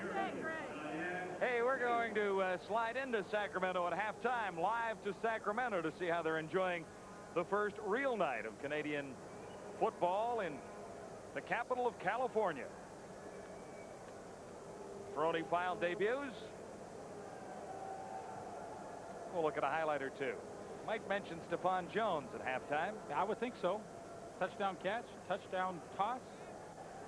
Kay Stevenson, a former head coach of the Buffalo Bills in '83, '84, and '85. He was there with Chuck Knox prior to that as an assistant coach. And, you know, I don't think he should be overly disappointed at the way things have gone so far. They're down by 14. Yes, they'd like to have that closer, but his team is going to need some time to iron out some of the wrinkles of this game.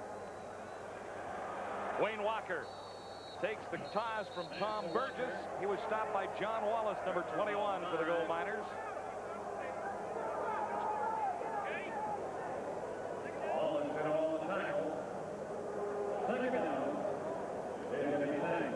Mike Graybill, the import offensive tackle for the Ottawa Rough Riders, does a good job on Brent White to turn him to the inside. The screen is then set up to the outside, but Jason Wallace, what a terrific play he made to stop it short of the first down. Mike Graybill, well, an import starts on the offensive line, so an import running back sits out. Reggie Barnes, simple as that.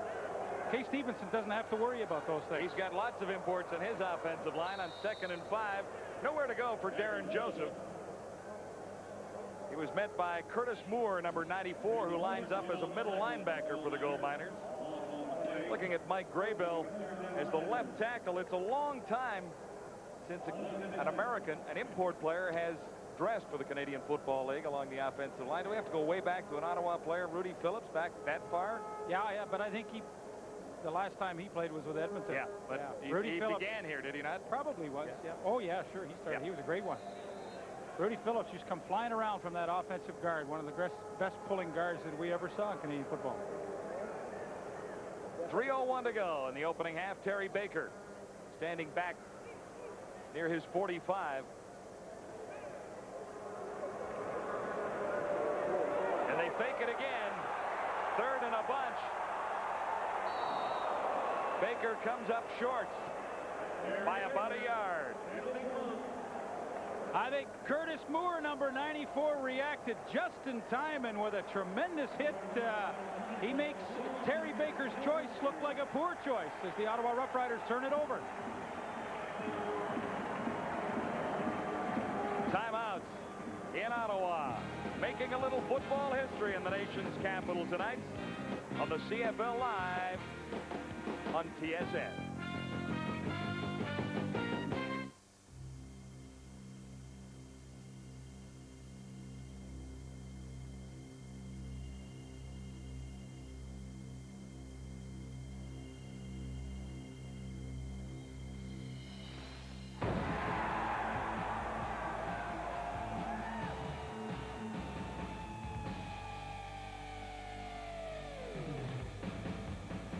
News Sport, 24-hour sports news with an attitude.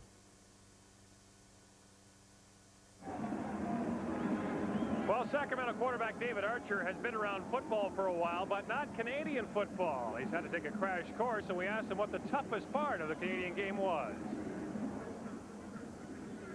The toughest thing for me in the Canadian game has been the 20-second clock, the speed between plays. You got to get in and out of the huddle, get the line of scrimmage. As a quarterback, if you don't get a chance to see what's going on defensively, you're at a little bit of a disadvantage. So, especially the way how athletic they are on defense in this league, the way they can run around and make plays, you need to get to the line so you get in a situation where you can get your team in the best opportunity to make a play downfield.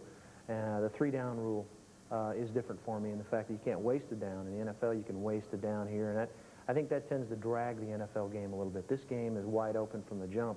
You got to make something happen on 1st down to get yourself in a good situation on 2nd down. or you're kicking the ball to the other team. And the changeover is so quick that if you're not ready to go, you're going to miss out. Not good numbers for Dave Archer so far. 1st and 10 here, and he's on target this time to Rod Harris, number 81. A superb passing quarterback. Dave Archer, 3,000 yards, 23 touchdowns in 1992, and leading Sacramento to the World League Championship. From the shotgun, in a bit of a hurry-up offense. Tight coverage that time.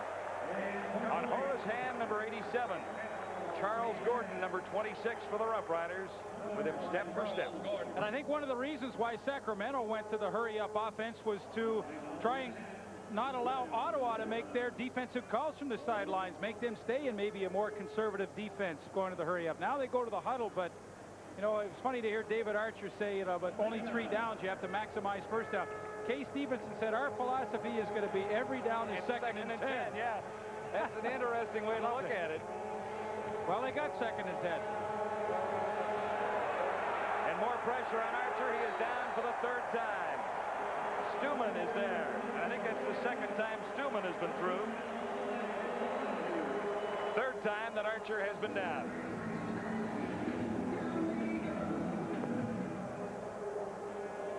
Kropke is taking an assist on that one.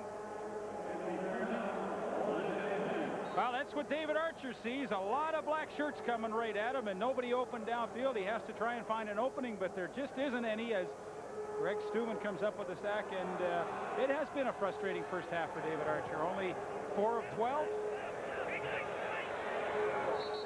No return for Wayne Walker. 2:03 to go till halftime at Frank Clair Stadium in Ottawa. Sacramento side. A new CFL season gets underway, and actually got underway last night. Doug Flutie has a pretty good night for the Calgary Stampeders. Involved in 5 touchdowns. He tossed for a couple and then ran for 3 as Calgary had a great night against Matt Dunnigan of the Bombers. Dunnigan threw for 4 touchdowns and lost. Gord. Trouble on the Sacramento side. We mentioned David Archer's had trouble reading defenses. So is the Sacramento offensive line. John Payne's been trying to point out the players that should be picked up, but still the Sacramento offensive linemen are having difficulty adjusting to all the different looks that Ottawa's throwing at them. Burgess at the controls for Ottawa. Jones makes the catch far side of the field. He'll be short of the 1st down. Terrific call by Tom Burgess on 1st down. 99% of the time tonight, Sacramento has played a zone defense, a 3-deep zone, and that means Bobby Humphries on the corner is going to give Stephon Jones a lot of room. You can take advantage of that by running those 8 yards outs, which they just completed. There's John Payne, your former coach. Yeah, you remember him, head coach Saskatchewan. Hamilton was with the Toronto Argonauts, his O-line last year. And he will bring a lot of much-needed experience to this Sacramento Gold Miner team. Yes, CFL experience. He knows the Canadian game. Tough running inside for Darren Joseph, number 20. Stopped by Brent White, number 71.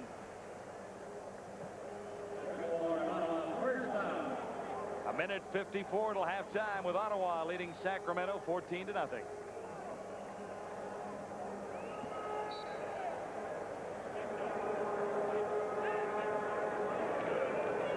From the shotgun, Burgess, 2nd and 10 to the 40. Joseph made the catch. He's well short of a 1st down. Basil Proctor leading the tacklers for Sacramento.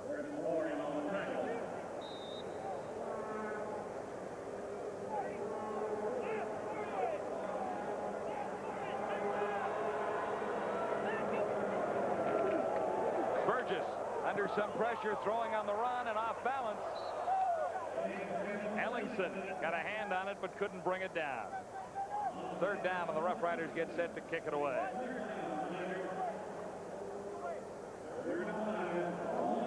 Well, Sacramento's defense accomplished what they wanted to. There's a minute 30 remaining. They will get the ball back before halftime and try and break this goose egg. They should get it back in pretty good shape. Of course, with Freeman Basinger, number 1, back there to receive this Terry Baker punt, you always have the opportunity to not only get instant field position, but the chance to break one all the way. Baker back at his 25. Basinger and Oliphant waiting near the 20. This is Freeman Basinger. Some room. Basinger finds a seam. His best return. The Gold Miners out near the 50-yard line. Greg Stuman leading the tacklers for the Ottawa Rough Riders. 29-yard return for Freeman Basinger. Solid outside receiver as well, with Horace Ham on the other side under normal situations. Archer had success with his quick post pattern to Rod Harris and to Horace Ham. He didn't hit Ham the one time he dropped the ball, but the pass pattern was there, and expecting some pressure to come. I think this is probably something that David Archer will take a quick look at. The middle is wide open for him. A minute 16 till halftime. Archer to the near side for Oliphant coming out of the backfield. He's got speed, and he's down the sideline. Inside the 15. Forced out by safety Michael Allen. And a spark of life for the Sacramento Gold Miners on a 52-yard pass and run play from Archer to Oliphant. There you got Oliphant here. Ron gets the linebacker and gets. That's a great matchup. Let it run. That's what David Archer sees. He's got the matchup right now. Perfect pass to Oliphant on the linebacker. Getz cannot stay with him, and the Sacramento Gold Miners finally hit one of the big plays they've been trying tonight, and they've got it down 1st and goal with a little ray of hope to get on the scoreboard. And lots of time to get into the end zone with a minute 8 to go till halftime. From the 8. Archer to his left. Off target coverage by Anthony Drawhorn. Carl Parker was the intended receiver, number 86. Drawhorn has had a great night. Well, he really has, you know, and I think that's a little intimidating for David Archer, that he threw the ball too far away from Parker and really didn't put it on the money. You know, he knows, he sees number 7 covering. He may not know his name, but he will after this game. But, you know, he says, gee, 7's knocked 3 of my balls down tonight. I better put that just a little extra away from Parker and hope he can make a great catch, and he couldn't. 2nd and goal to go. Sacramento at the Ottawa 8. The Gold Miners trailing the Rough Riders 14-0. Time running out, first down. Archer has it open up, fires underhand, and has a touchdown. Oliphant, number 33, has his first touchdown in a real CFL game. Fitting, I suppose, Leaf, because he got the Gold Miners down inside the 10. Well, that's what happens when the quarterback can break containment and put pressure on the defense. The linebackers and defensive backs have to make a very quick decision. Do I try and come up and tackle that quarterback and leave my man, or do I stay with the receiver? Getz can't win.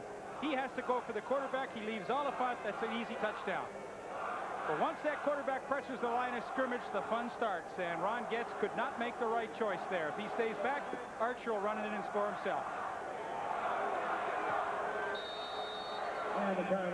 7 points now for the Gold Miners.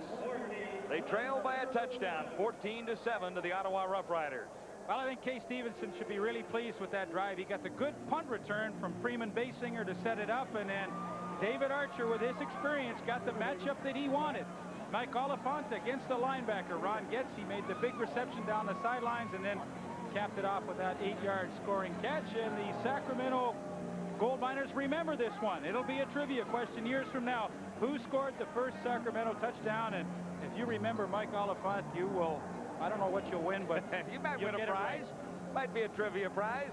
Little sidearm toss from Dave Archer if you want to add that to the question. Oliphant has the touchdown. 3 plays, 61 yards in a minute 7.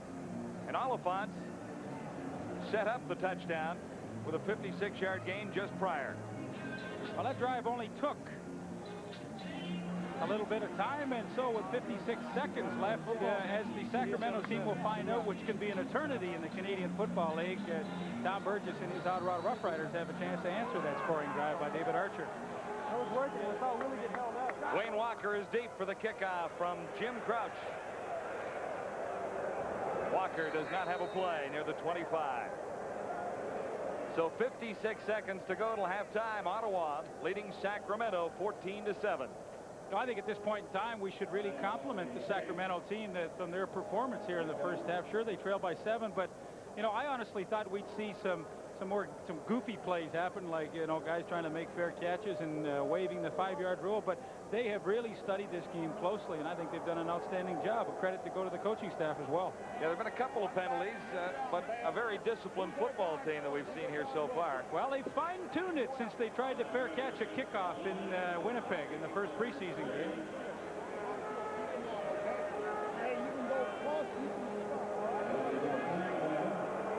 Now Crouch will kick over again at the 30-yard line.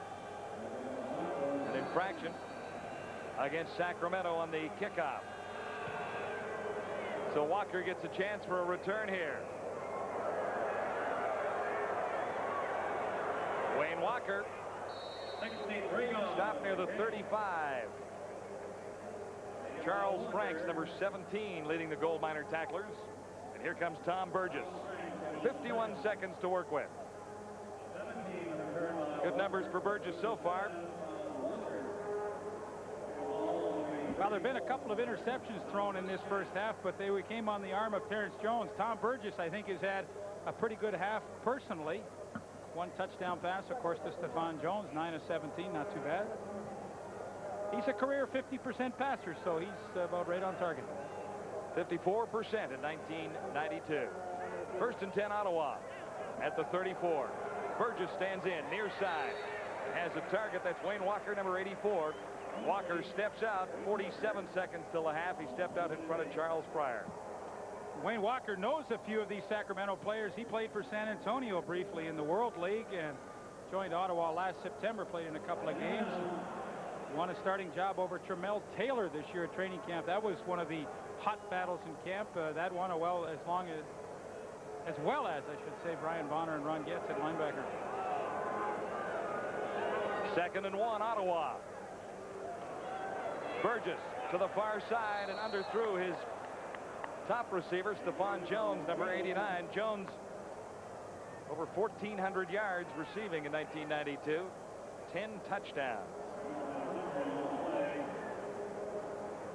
Well, first third down gamble for the Ottawa Rough Riders this year as they find themselves in third and very short yardage. 42 seconds remaining in the first half. They will go for it. It's less than a yard necessary for the first down.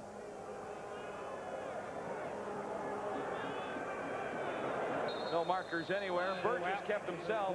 The late marker came down, and I really don't think Sacramento gave the necessary 1 yard off the line of football. They were sneaking in and cheating a little bit there, and I think finally the referee saw it, and that's what's going to be called.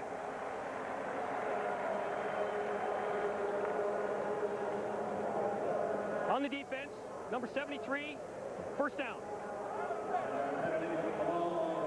It's Mark Ledbetter.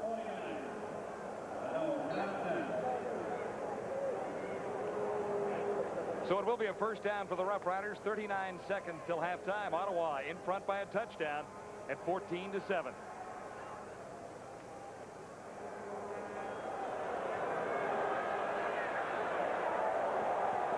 Burgess. Complete far side to Jones. Did he stay in bounds? I think he did. No, he was out.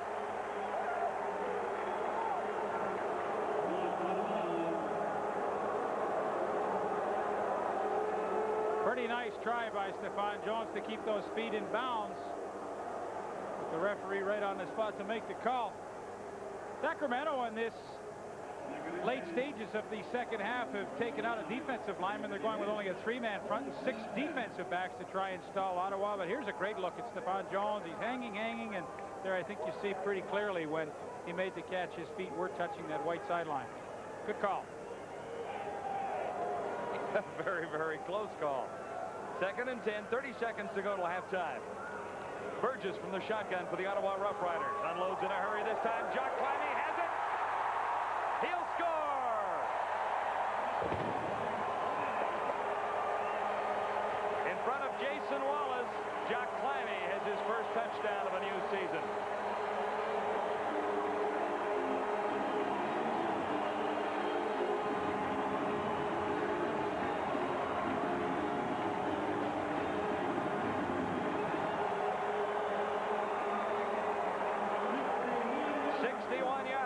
Touchdown toss from Tom Burgess to Jock Climbey. Tommy Burgess sees a pretty good matchup, man-to-man by that secondary of Sacramento, and it's simple. Jock Climbey just gets in behind Jason Wallace. Wallace gambled that he could come underneath and make the play, but the ball thrown perfectly. Jock Climbey with the catch, and Ottawa Rough Riders strike quickly to answer the scoring drive of the Sacramento Gold Miners. See, folks, Canadian football, a lot of points can be scored in those last few minutes. Yeah, less than a minute to go when Burgess took controls for Ottawa. And the Rough Riders have a 14-point lead restored at 21-7. Jock Climbey, 6 touchdown receptions last year. He has 1 already in 1993.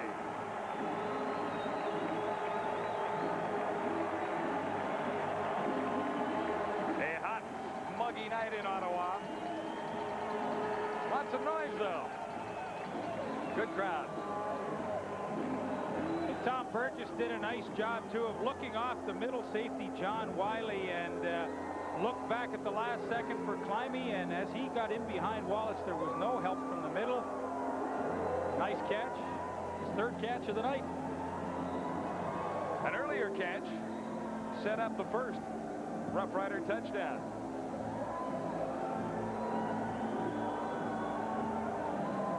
Still 22 seconds to go till halftime, so that possession for Ottawa, just 34 seconds, 5 plays, 76 yards.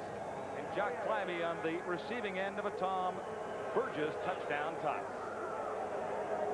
Michael Oliphant. It is 19 for Sacramento. He's across the 35 to about the 36. Stopped by Carl Colder.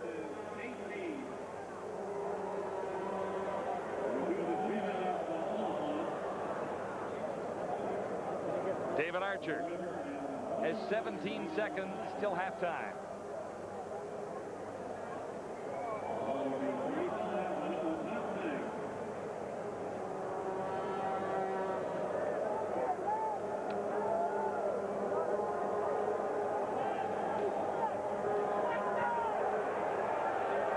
Archer down again.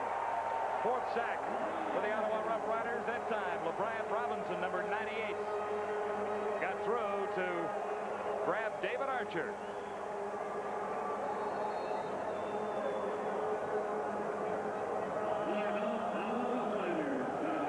LeBryant Robinson gets the 4th sack of the night for the Ottawa defense, and they have had a whale of a first half. Sure, they gave up a touchdown, but for the most part, they have really caused David Archer and that offensive line all kinds of problems. There's 98 Robinson right up the middle.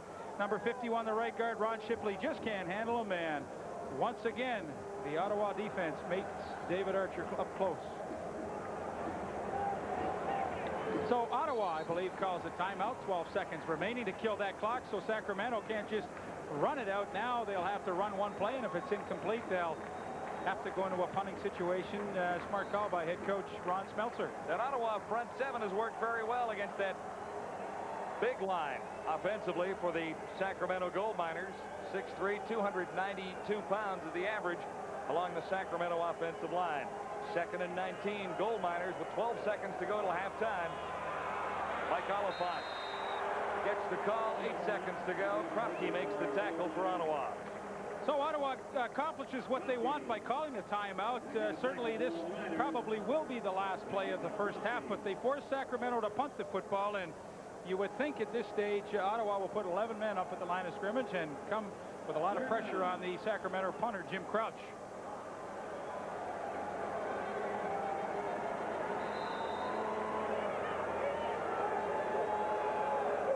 Jim Crouch's average has dropped substantially since he got one away 10 yards.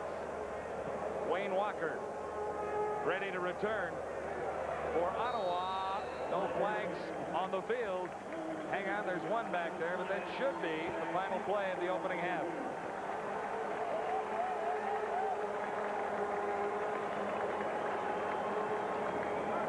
Andre Brown was apparently running onto the field a little bit too late on the last play there, so we'll watch the discussion. The half cannot end on a penalty, of course. Declined. Fire the gun. Halftime in Ottawa. Here's Gord Miller. All right, thanks very much, John. Coming up at the half, the first edition of the Ferroni File looks at expansion and its effect on Canadians in the CFL. As well, we'll go live to Sacramento to see what people in that part of California think of their first look of real CFL action. The score, 21-7 Ottawa at the half. We're back with halftime on CFL Live in just a moment. Hey, want to see how AT&T could save you more than MCI or Sprint? No, really. First, go find your last phone bill. Trust me, it's worth it. You're not going to do it, are you? Okay. Look at this bill. See, most people call the same way, to one area code, over and over. And this is just 1 month. Imagine a whole year. Well, if you spend $40 a month on long distance, AT&T will give you 25% off to that one area code you're always calling. Now, write down this number, 1-800-437-0966. It's how to get 25% off AT&T calls to any one area code you select any time of day. It's free. Plus, we'll give you 15% off the rest of your calls. So, like I said, AT&T could save you more than MCI or Sprint. And you didn't believe me. Call now for 25% off where it means the most. Just another part of the iPlan.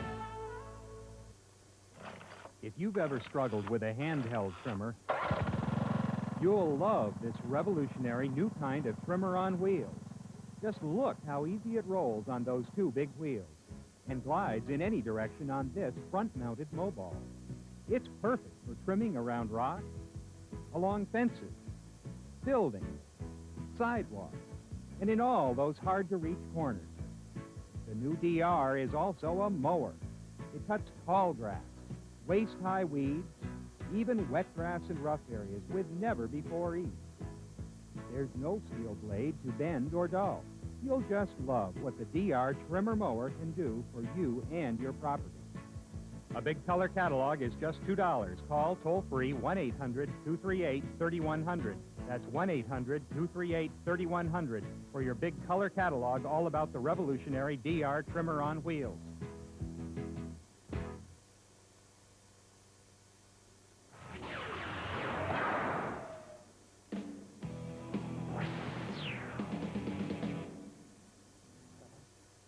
The CFL is ill.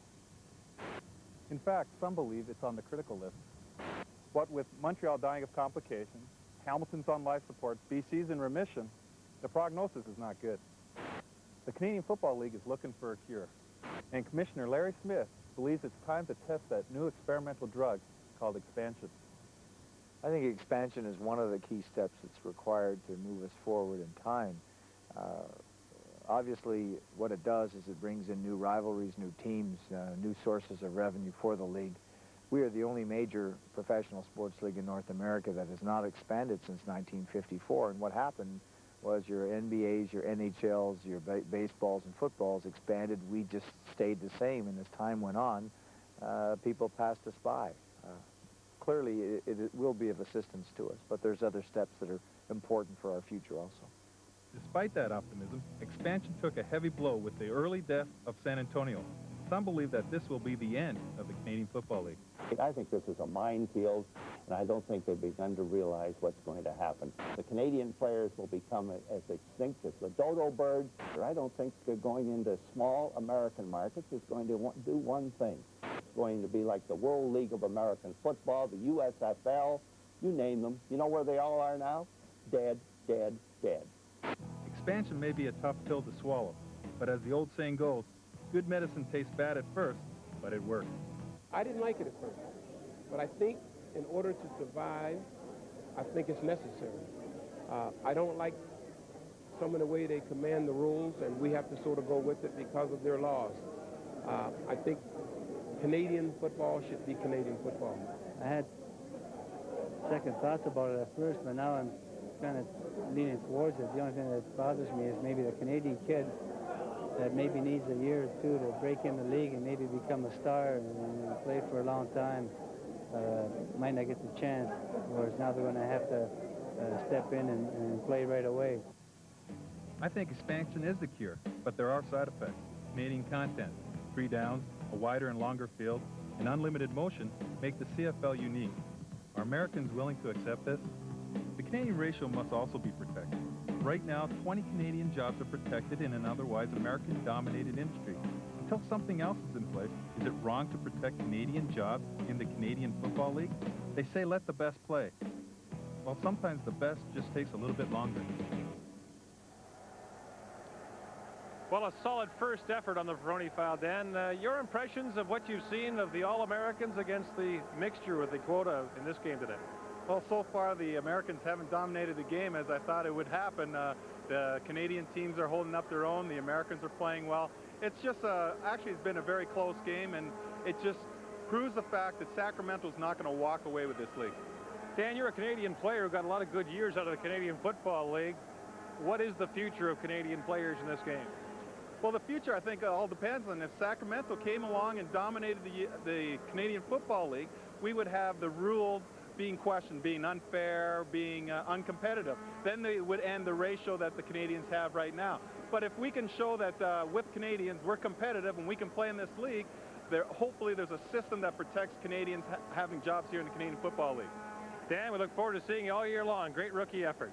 Thank you very much, Gord.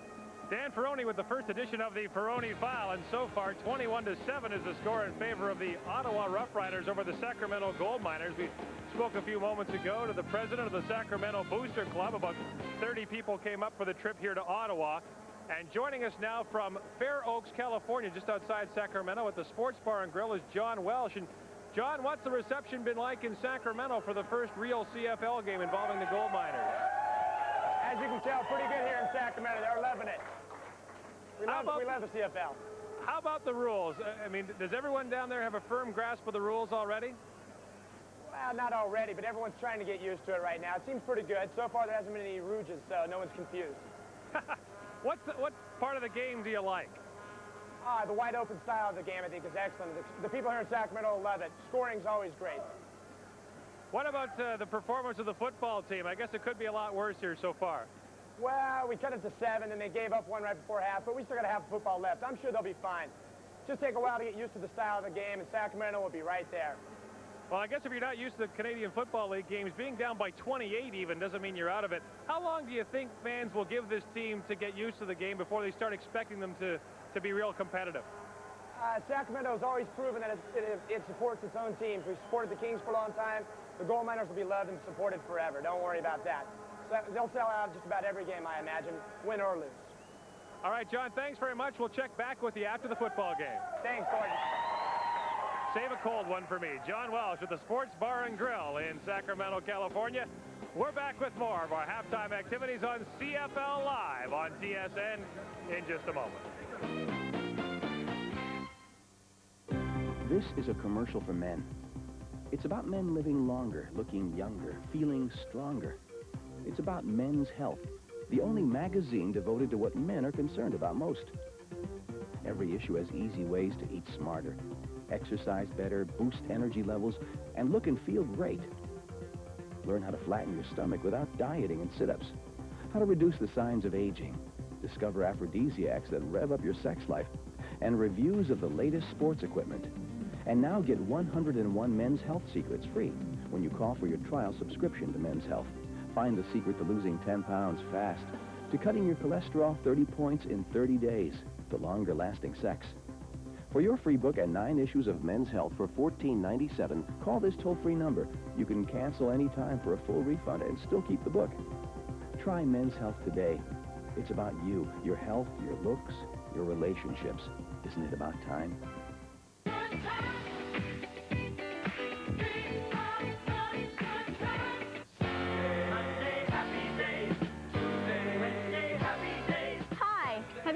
This new album called 40 Summer Fun Hits. It's a fantastic 4-record collection that's loaded with 40 summertime favorites. Undercover angel, midnight Tennessee. Oh, it's so nice to be with you. Clowns to the left of me, jokers to the right. Here I am. Well, American man, born to be wild.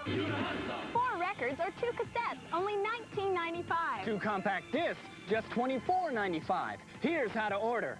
To order, call 1-800-841-0300 or send $19.95 for records or cassette tapes or $24.95 for compact discs, plus $4.35 shipping and handling to the address on your screen. That's 1-800-841-0300.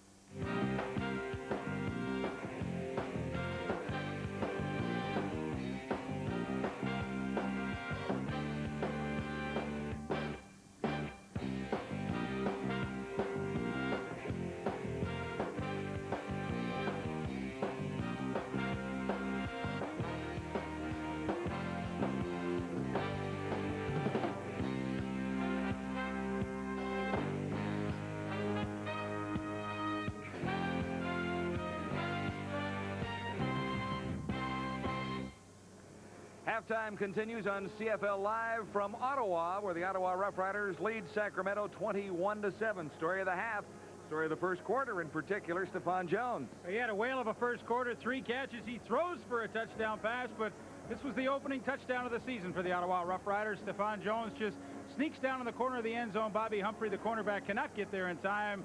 That's how Ottawa opened the scoring, and offensively, 21 points. I think they'd be very pleased with that first half production. Defense played a part for the Ottawa Rough Riders, 2 touchdown margins at this point with 4 sacks in the opening half. Defense really pretty much overwhelmed Sacramento's offensive line and running backs. David Archer, for the most part, just did not have time to get comfortable in the pocket and pick out some receivers downfield. Stuman with the sack right there. Snipes had a couple. LeBryant Robinson with 1. And I think if you could draw it up on the blackboard defensively, that's what you... At the half, CFL Live continues from Ottawa with the Rough Riders leading 21-7. 7 no-hitters, 300 wins, over 5,000 strikeouts, and one of the most feared pitchers in baseball history. Now we're honoring Nolan Ryan's farewell season in the Legends Gold Stamp Series. These official 23-karat gold stamps can be yours in this special TV offer. These stamps are handsomely displayed in a special collector's presentation wallet and come with a free first-day cover with a paper stamp canceled on the first day of issue, along with its own numbered certificate of authenticity. You get the Nolan Ryan gold stamp, the presentation wallet, and the free baseball collector's card for only $39.95. Any baseball fan will want to remember the legend of Nolan Ryan. Here's how to order. Have your credit card ready and call 1-800-841-0300 to receive your set of Nolan Ryan stamps, or send $39.95 plus $4.50 shipping and handling to P.O. Box 4670, Omaha, Nebraska 68104, or call toll-free now 1-800-841-0300.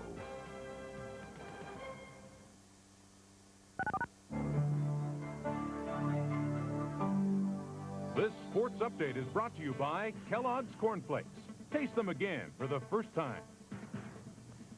Hi, everybody. Welcome to our control center. I'm Michael Landsberg. Glad you're with us for the CFL on TSN. Sports Desk comes your way at 11 o'clock Eastern Time. Full recap of the day in sport. Right now, let's take a peek at the Montreal Expos, who called up a young pitcher before this game. Kirk Reeder making his start just up from AAA Ottawa, and he is outstanding. He freezes Will Clark for strike 3, a one-hitter through 6 innings. Meanwhile, the Expos give him some offense. Larry Walker with a drive to right field. It's his 11th home run of the season. The ball actually stopped in mid-flight, but then resumed its flight over the wall, and we can tell you that the score right now on the Walker home run is Montreal leading 3-0 over San Francisco. Reeder has been great. Meanwhile, Toronto now trails Chicago 3-2 in the 6th inning of play. Once again, Sports Desk comes your way at 11 o'clock Eastern. Right now a break, then back to Ottawa. Just Right from Kellogg's. The multigrain taste of wheat, corn, oats, and rice make it just right, and very noticeably light and crunchy. The multigrain goodness of Just Right from Kellogg's.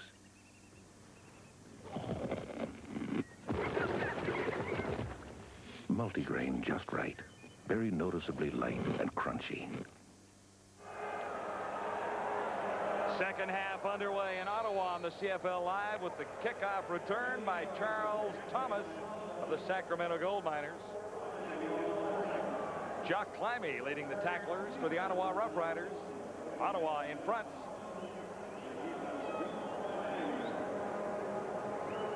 (14-7) the stats at halftime, favoring Ottawa on the scoreboard as well as in the stats department. 277 net yards. 241 passing lead. Yeah, I think the one ray of hope, though, for Sacramento, they had no first downs in the first quarter, 6 in the second quarter, so at least they are starting to get something accomplished on offense. Archer swung it out for Basinger. Drawhorn came up with a football. Wow, he's saying he caught it before it hit the ground, but the official's right there to say, no, Anthony, incompleted pass. Boy, that was set up, too, to Basinger, if he could hang on to that quick screen to the wide receiver. Keys for David Archer in the second half is I don't think he can take those 7-step drops and expect his offensive line and backs to protect for him. He's got to get rid of the ball quicker, plays like he just did to Basinger, but get rid of that ball quickly and try and nullify that pass rush of the Ottawa Rough Rider defense. Basinger flanks to the near side, Ham to the far side of the field. Archer goes for Oliphant. And Angelo Snipes was a long way back in the coverage to make the tackle, or at least to get in the way. That was the play that Mike Oliphant had a big gainer against Ron Getz. This is a different linebacker, Angelo Snipes, and Snipes has the speed to stay with a speedy running back. And watch the great reaction there as Oliphant's trying to drag it back in. Snipes sees it and just knocks the ball away. I mean, he is a great pass rusher, and obviously he has the skills to cover backs out of the backfield. Another long hopper to Jim Crouch, who got it away to Wayne Walker on the return here for Ottawa. He dropped the ball, and Sacramento have recovered. The Gold Miners have their first turnover of the ball game.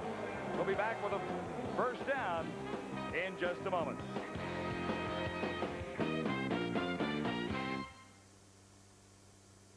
Today's touchdown to win winners may receive one of these prizes.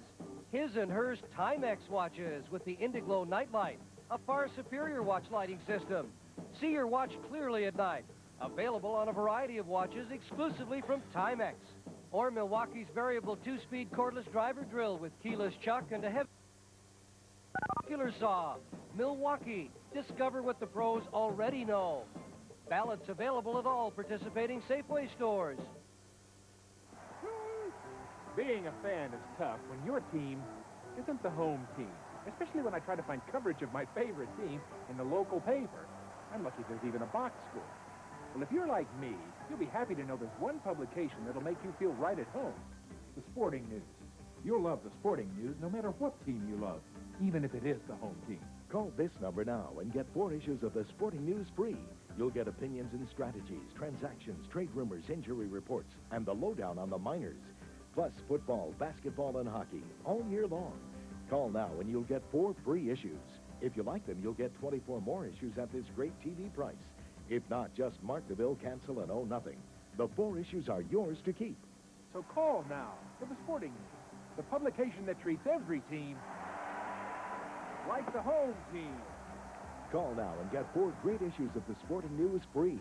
Call 1-800-238-3100 now. Sacramento on the first fumble recovery of the night for the Gold Miners have a turnover and an opportunity here early in the third quarter with a first down at the Ottawa 45. Mike Oliphant. A big hole opens up for Oliphant, and he'll go all the way. Touchdown, Gold Miners early in the third quarter.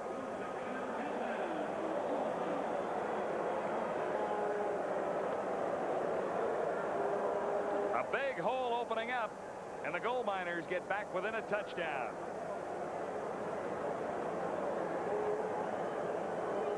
So offensively, the story for the Gold Miners tonight, Mike Oliphant, their 5'9", 171-pound running back with a touchdown reception and now a terrific run. Great block from the center. Mike Kaselik opened the way for Oliphant, and he gets the second touchdown for Sacramento tonight.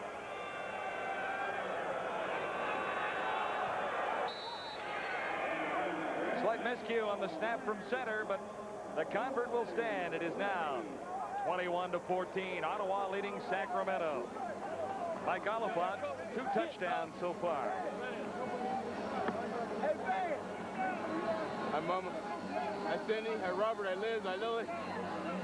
Now, Mike, I'm going to show everybody just how that was accomplished. Here's the center right in front of David Archer. That's Mike Kaselik, and Michelle Raby is the defensive nose tackle right over him.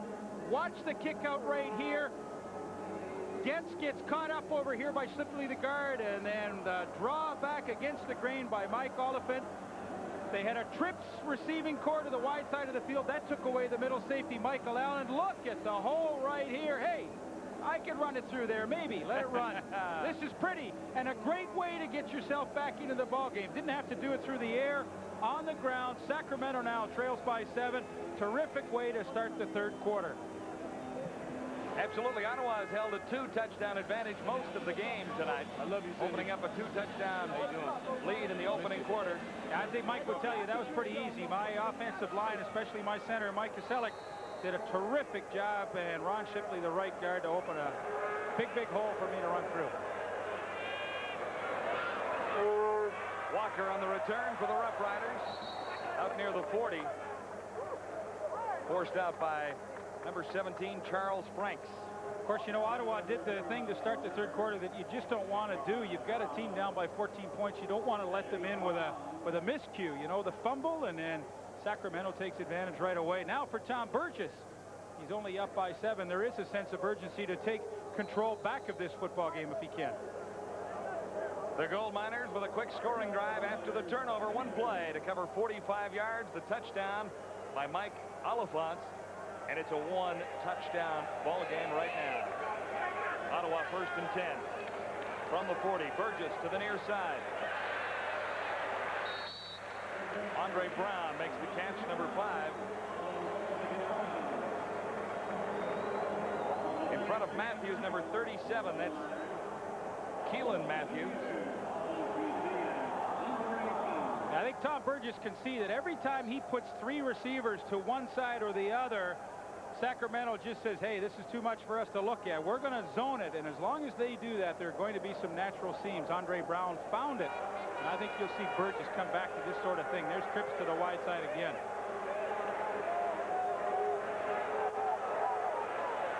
On first down, Burgess on the run, look to the far side.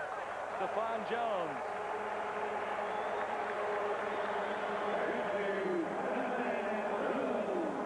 Sacramento's defense very content when they are in zone coverage. Boy, those corners get out of there and give the wide receivers all kinds of room. There you see number 25 is Charles Fryer. He says, hey, I got the deep third.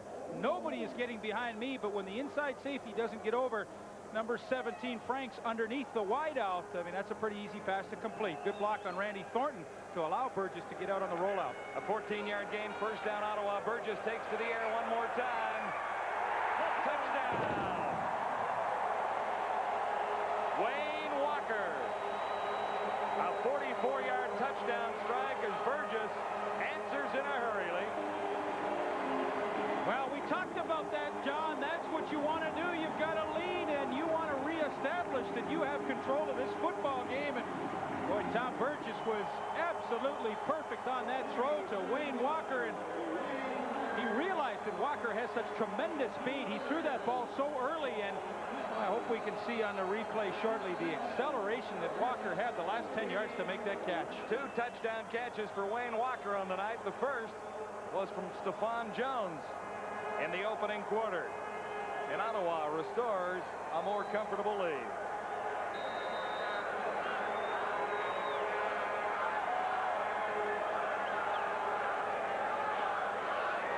Jones holding for Baker. And again, Ottawa leading by 14.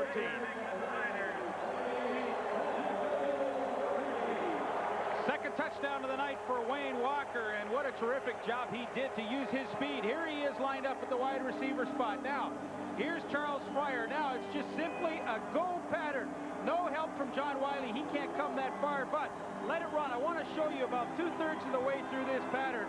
Watch how quickly Burgess. Now, he's let that thing go. Walker, stop it right there. Okay, here they're even. They're dead even. But the acceleration factor from Wayne Walker to finish off this reception is tremendous. Look at that. He just blows away from Fryer. Perfect throw by Burgess, and once again, they open up a 14-point gap. Man, oh man, what tremendous acceleration at the end of that completion by Wayne Walker, his second of the night. That one a little more difficult than the first one. Some water. A steamy night in Ottawa, to say the least. That was one of the question marks in training camp. Who would be the wide receiver? Would it be Wayne Walker or the incumbent Tramel Taylor? Well, I can see why Walker got the job. He's had a flawless game so far tonight. Ready for the Ottawa kickoff. Mike Oliphant. Out across the 35, met there by Gord Weber, number 43 for Ottawa. What a great ball game. 3 plays, 70 yards in a minute 39. Tom Burgess to Wayne Walker, 44 yards. It does happen quickly in the old CFL, doesn't it? It certainly does. The Gold Miners have found that out themselves, scoring quick touchdowns. These long, grinded out kind of drives are really tiring, aren't they? 3 plays, 70 yards. I don't think you'd want too many on a night like tonight. It's still 80 degrees on the Fahrenheit scale here. 1st and 10 for Archer, the Sacramento Gold Miners. Archer looks over the middle, and his man open. But Willie Boyer couldn't bring it home. In the area, Young, and Drawhorn wasn't far away either. And that was a terrific matchup once again for David Archer, and they've had a few throughout this game to hit the home run with. Willie Boyer, the 3rd receiver into the wide side of the field. That means in man-to-man, the middle safety, Michael Allen, has to run with him, and he just simply can't stay there. And boy, had Boyer been able to hang on to that, that would have been a tremendous play. Penalty against the Ottawa Rough Riders will give Sacramento a 1st down. Roughing the passer is the call. The Gold Miners have a 1st down. The Sacramento 53. Yes, folks, there is a 53-yard line in this game if you're catching us in the United States this evening. Horace Ham could not hang on. He wears number 87, and the coverage by Charles Wright very tight for number 39 on Horace Ham. Watch again. The Ottawa defensive backs are just terrific one-on-one covers. Here you see initially Horace Ham has really good position on Charles Wright, but he's able to close the gap and do the only thing possible, try and strip that football loose, and he does it perfectly. To the near side, number 81, Rod Harris on 2nd and 10, Sacramento. Dave Archer employing the shotgun again. Looking deep once more, and a penalty flag comes down. Carl Parker, the intended receiver, the coverage by number 33, Michael Allen. I think it'd be really interesting to see how they call this. Carl Parker and Michael Allen were in a bit of a fight, but Parker was really pushing off at the last second, and I don't know how they're going to call this, but I thought it was Parker. Good read by David Archer. The Parker on Allen is a desirable matchup. Yeah, they got Michael Allen on it. Parker right near the end tried to gain that little extra separation by pushing with his right arm, and Michael Allen was in perfect position. The referee saw the push and called it offensively. Michael Allen, one of the few changes in the Ottawa defense. He's replacing Sean Foodie, a free agent, now playing with the BC Lions. Catch the Lions against the Saskatchewan Roughriders on TSN Friday night. 7:30 Pacific, 10:30 Eastern time as we make our first trip to BC Place. That should be interesting. A lot of changes in Vancouver. Tyrone Jones and James West on the same team again. How about that? Offsetting penalties there, so it is down over 2nd and 10 for the Gold Miners, still at the 53. And Archer still from the shotgun. Pressure again. He's been sacked 4 times. That's number 5, Angelo Snipes.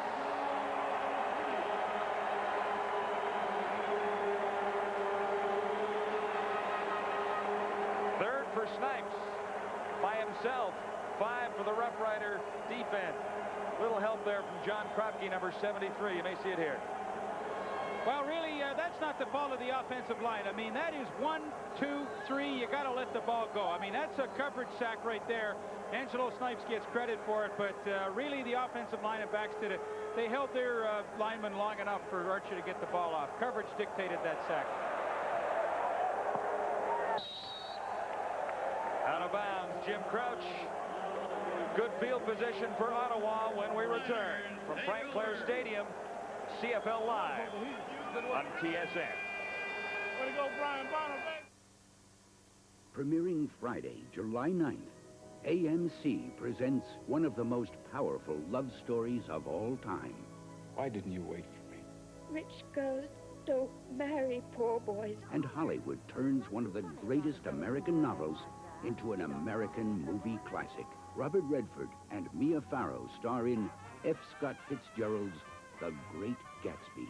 Premiering Friday, July 9th at 8:30 Eastern. Only on AM. Back at Frank Clair Stadium in Ottawa with the Commissioner of the Canadian Football League, Larry Smith, who's holding a historic first ball. Well, isn't this something else, Gord? The first game between Sacramento and Ottawa. What a fine game it is. What's your impression of the way Sacramento has played so far? Well, they're typical, big, strong football players, but they've been out-finessed, and of course, they're having trouble picking up the Ottawa line stunts, which is really putting a lot of pressure on David Archer. There's obviously a lot at stake with this Sacramento franchise, not just for them, but for the future of expansion. How long do you watch this Sacramento team and determine how well it's working? Well, I'll tell you what, from a business operations point of view, they're doing a great job, and from an on-the-field product, they're going to be good. Everyone knows that, but it's going to take them time to blend together to play as a cohesive unit. Larry, thanks very much. See you next year in Vegas. Well, thank you, Gord. Vegas, what do you think? Well, it'd be a nice place to go. Can't be any hotter than it is here tonight. Might be tough getting you to the game. That's the only problem. Near those tables. No, not me. Maybe by the pool. But Tom Burgess with a terrific opportunity up by 14. Field position inside Sacramento territory. They can really take solid control of this game. Ellingson to the near side. And he keeps it on the ground for Darren Joseph. What a great run by Darren Joseph. Now he lost the ball. Picked up by Sacramento. Matthews, number 37, Keelan Matthews, found a loose football after a pretty good run by Joseph. After a terrific run by Darren Joseph, it was plugged up along the left side, and as he bounced it out with some pretty good speed, you'll see initially at the point of contact, there's nothing there, so Joseph to the outside, and tough to see if he was just stripped. I think he was stripped of the ball, and Keelan Matthews comes up with the recovery, the 5th turnover on the night for the Ottawa Rough Riders, and boy, Sacramento will just not go away, and Ottawa is giving them the opportunities to keep getting back into this game. Joseph had 17 yards before losing the ball. Stripped away here by Matthews, and his return was 12. On first down, Sacramento to the far side, Horace Ham.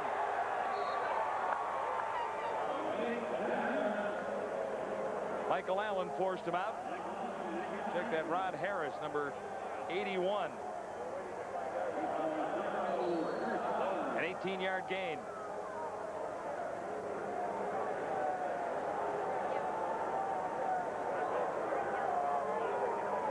John, you and I at the beginning of the game talked about what the difference might be between these two teams, and obviously it was, could Sacramento protect the quarterback? There's the offensive line, and so far tonight, they have had a very difficult task at hand. Angelo Snipes, the leader, with 3 of those 5 quarterback sacks on the evening. And so far, that difference that we talked about at the beginning of the game really has been the factor so far.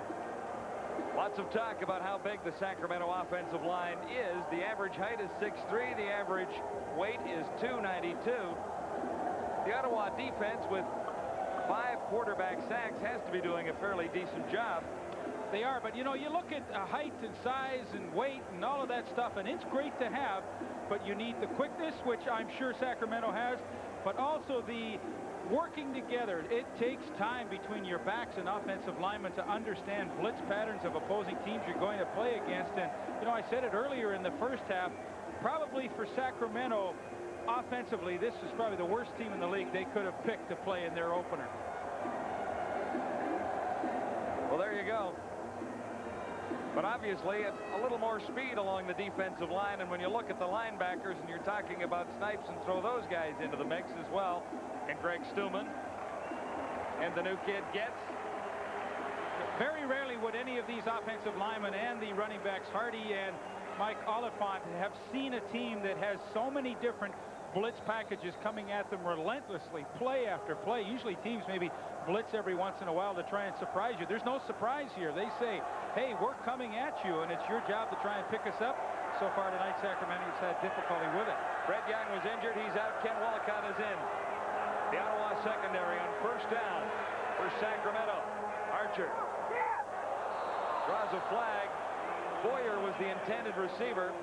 Coverage from Walcott. So they went after Walcott in a hurry. See what the infraction was. It didn't look like the receiver turned around, but it is the infraction against Ottawa. Interference charged against Ken Walcott. And the Gold Miners continue this drive. Defensive pass interference, number 29 on the defense. First down. 9:07 to go, third quarter. Sacramento with a first down at the Ottawa 18.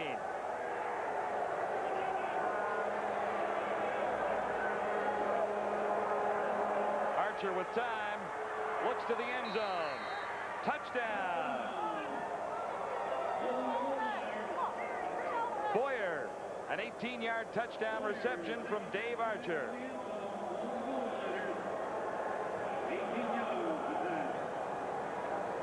So the Gold Miners close to within one touchdown once more.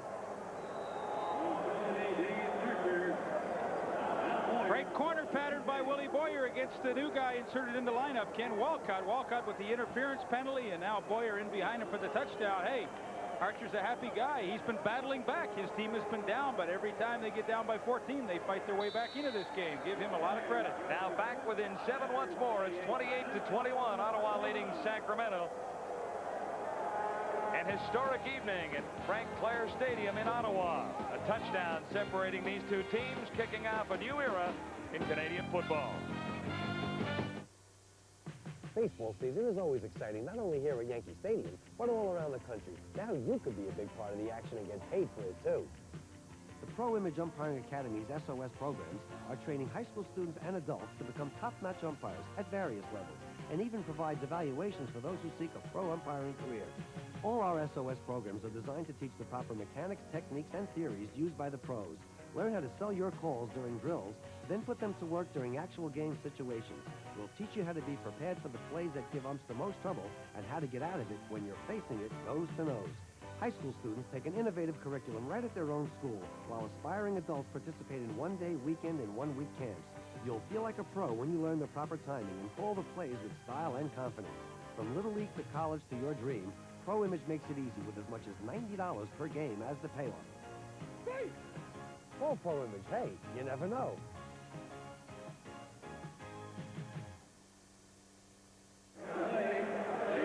Ken Walcott is a rookie from St. Mary's University. He has just come into the ballgame there. Don't think David Archer didn't notice that. So here's Willie Boyer. Boom, bend it in, take it to the corner. Archer was looking at him, let it run. David Archer looking at him all the way. So you see Archer never takes his eyes off Boyer.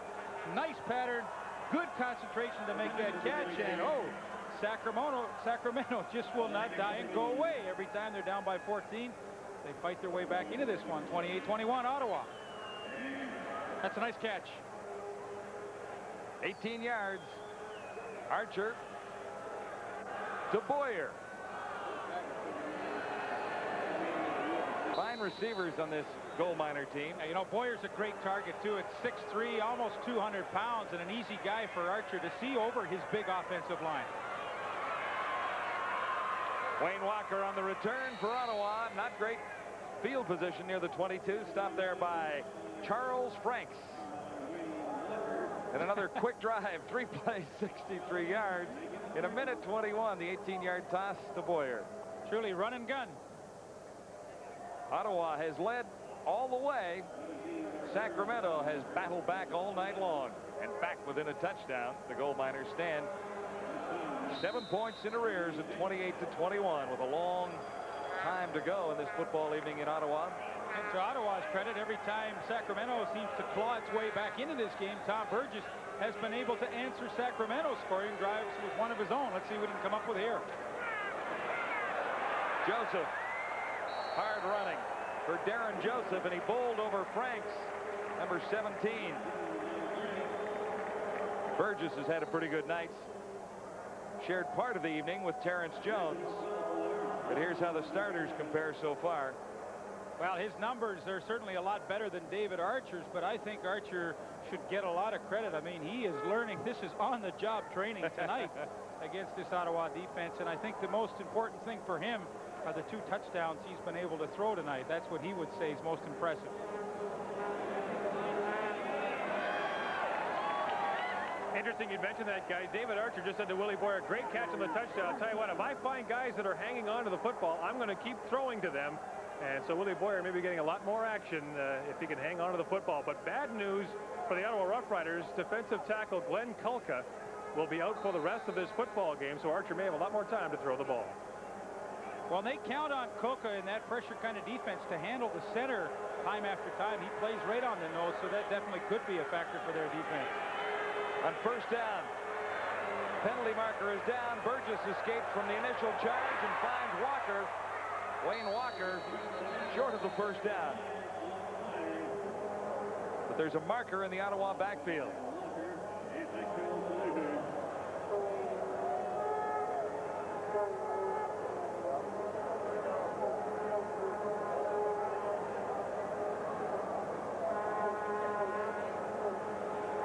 Holding. Defense, number 58. First down repeated. Well, I think Al McColeman meant 58, the right guard, Chris Giaskas, because it would have been an automatic first down. Now it's 1st and 20. It's his first game as a head referee. First night on the job. We'll give him a couple of breaks here. Kulka will be out and missed by the Ottawa Rough Riders defensively.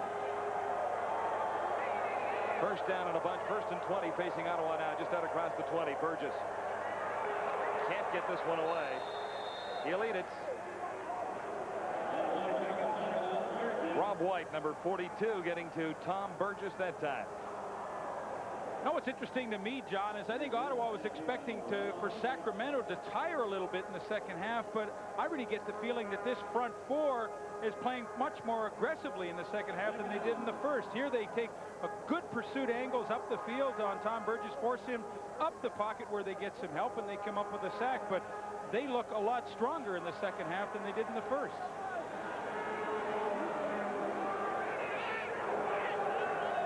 Second down and 20. Actually 24. Burgess looking for Brown, and he drew double coverage. Andre Brown, number 5. Bobby Humphrey was in the neighborhood. Well, Leak, you mentioned about Ottawa thinking Sacramento would be tired. Ron Smeltzer told his team at halftime, our dressing room is air conditioned. Theirs isn't. So if you think you're tired, they should be dying. Of course, Sacramento foiled that theory by coming out and scoring right away. And actually, the Gold Miners look a little fresher than the Ottawa players do right now. Lord, in all fairness, Sacramento hasn't been training in the Northwest Territories. You know, it does get to 100 degrees down in Sacramento. Obviously, a little drier heat than here, but the last time I checked, 100 was 100. I mean, these guys aren't going to wilt, I don't think. Baker's had a good night kicking the ball for Ottawa. Here's another good one. Basinger back to his 30. A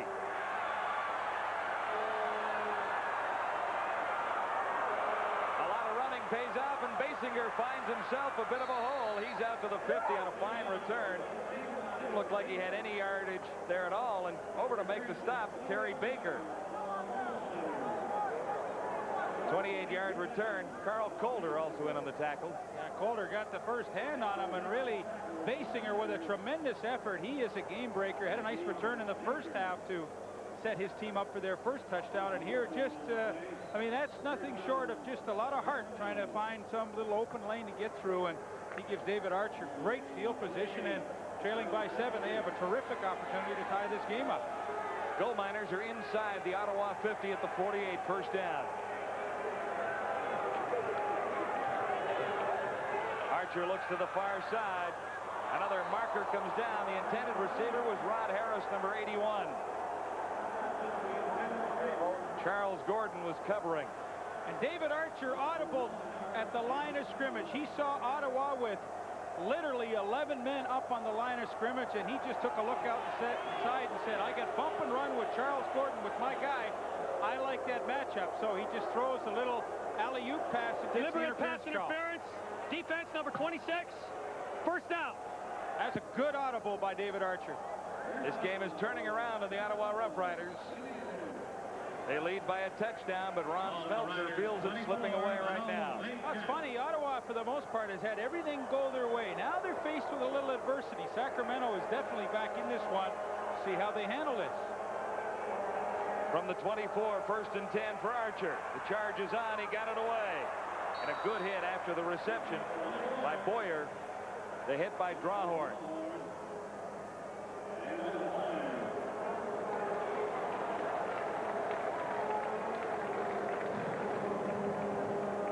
Next home game for the Ottawa Rough Riders against the Tiger Cats. A week from Friday, 7:30 Eastern. Ticket information available at the Rough Riders ticket office in the Ottawa area. And we'll be back to Frank Clair Stadium. Looking forward to it. Holding the call on Sacramento, so that gain is wiped out, and they find themselves in a 1st and 20.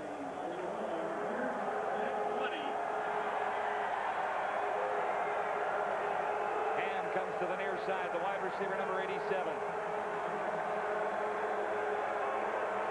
Big charge will be on Archer here. He can't get it away. Caught initially by Snipes. Then Weber was there, and Getz was not far away. John, it really shows you how aggressive this Ottawa defense is, because Archer audibled again. He saw it coming. He wanted to throw that quick pass to the wide receiver, but Snipes was there so quickly up the gut that Archer couldn't even take the ball from center and loft the pass up to Rod Harris, his wide receiver. So once again, that relentless pressure from the Ottawa defense pays off. This is 2nd and 29 facing the Gold Miners now. Archer has time to throw, looks deep. No penalty markers down. The intended receiver was Horace Ham. The coverage supplied by Charles Wright, number 39. There is a marker, though, back near the line of scrimmage.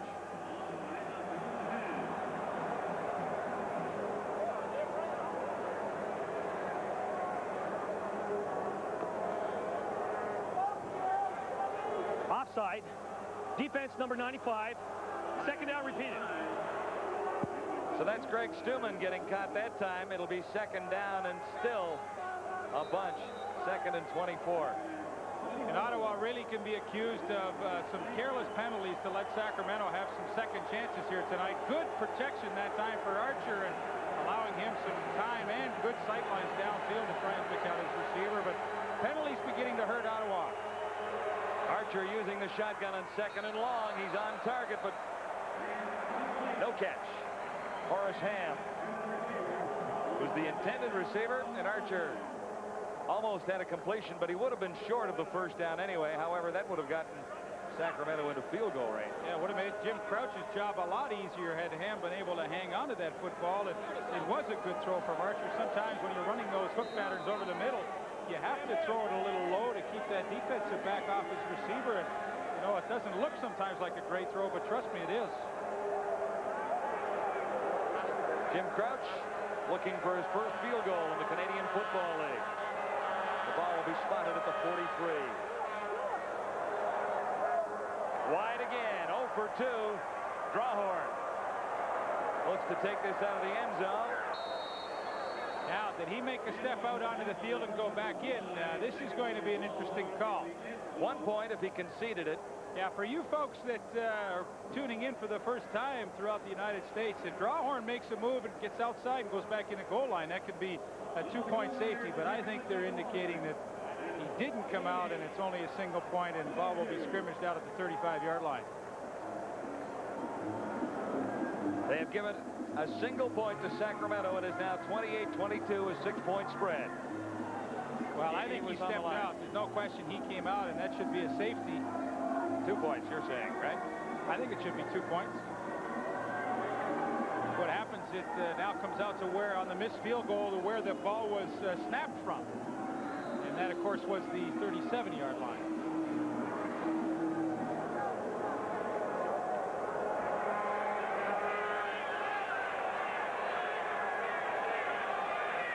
.327 to go, 3rd quarter, 1st down for the Ottawa Rough Riders. Far side, Burgess has Wayne Walker.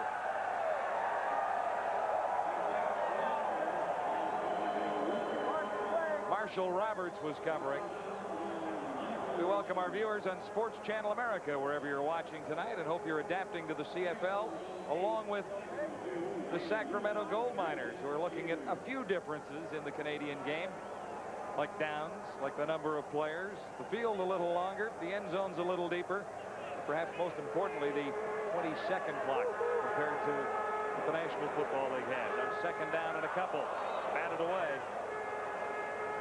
by Keelan Matthews, number 37. It's interesting in chatting with Kay Stevenson yesterday, and what kind of players was he looking at to fill his roster, and it's just a guy like Keelan Matthews, a 6'2", 220-pound linebacker, probably a little too small for the NFL, but perfectly suited for this game. He's got the speed and the quickness to cover the width of this bigger field, and that time he stepped in front of Darren Joseph and almost made the interception. But that speed and quickness is something that Sacramento was looking for on defense, not necessarily big size. 2:54 to go, third quarter. Ottawa leading Sacramento by 6. Third down, Terry Baker gets behind this one. Freeman Basinger allows it to roll. Now a penalty marker comes down, but I believe that might have been Baker sliding in the 5-yard restraining area there, Lee. Was it? I believe so. Terry Baker, the punter, in there, and he's certainly allowed to try and recover his own kick.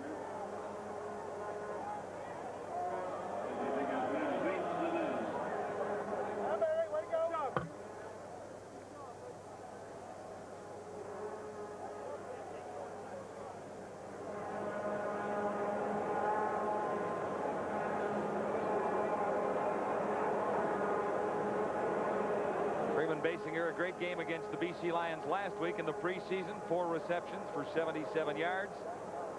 He had a 95-yard return on a missed field goal against Winnipeg.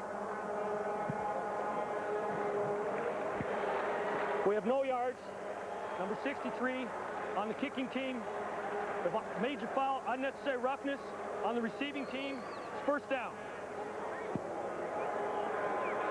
The Ottawa infraction is against Michelle Raby.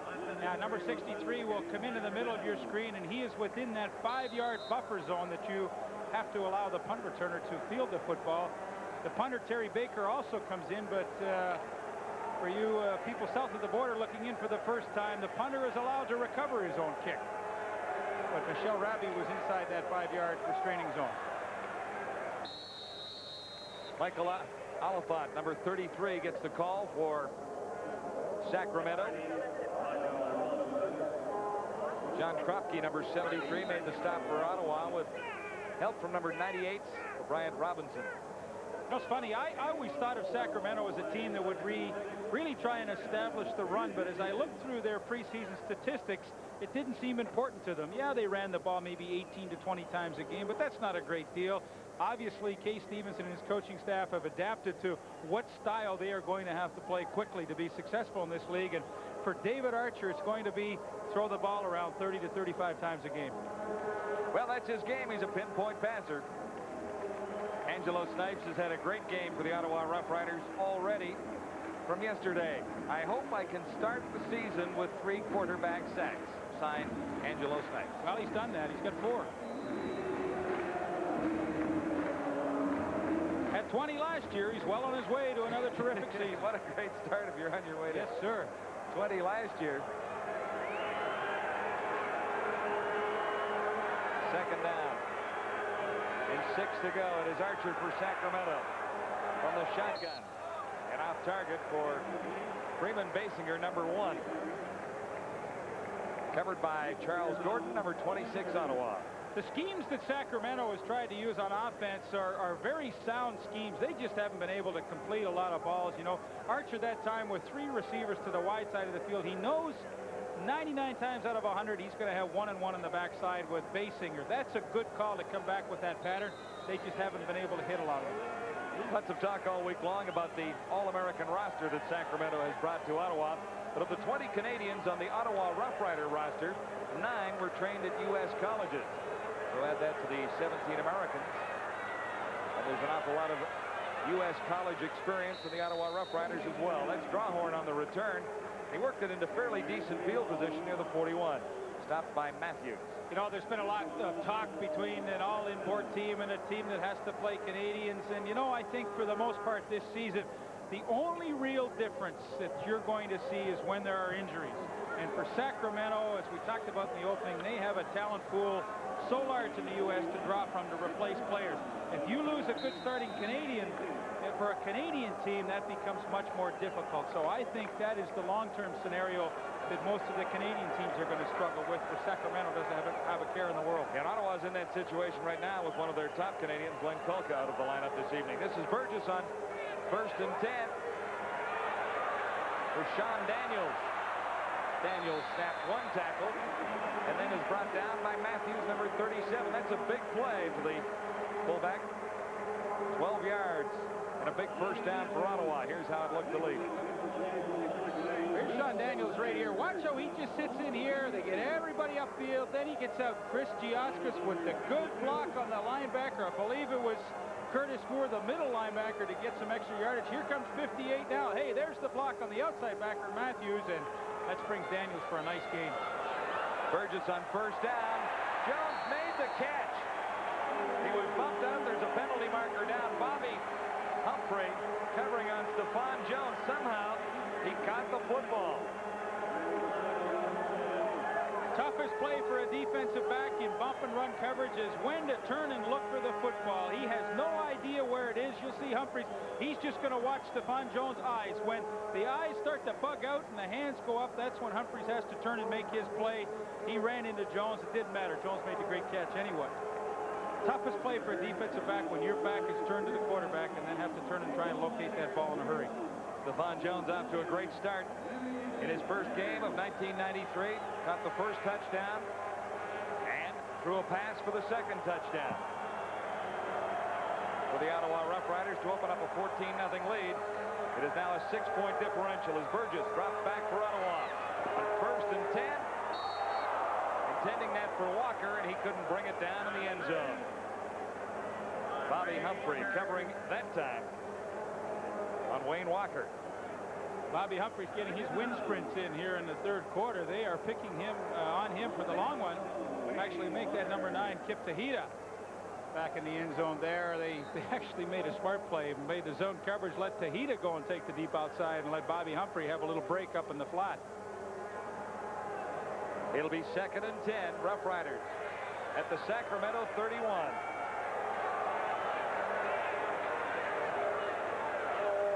Burgess looks into the middle and bounced around off a couple of defenders. Ellingson was the intended receiver for the Ottawa Rough Riders, and that is the end of the third quarter in Ottawa. CFL Live continues in a moment with Ottawa leading by 6.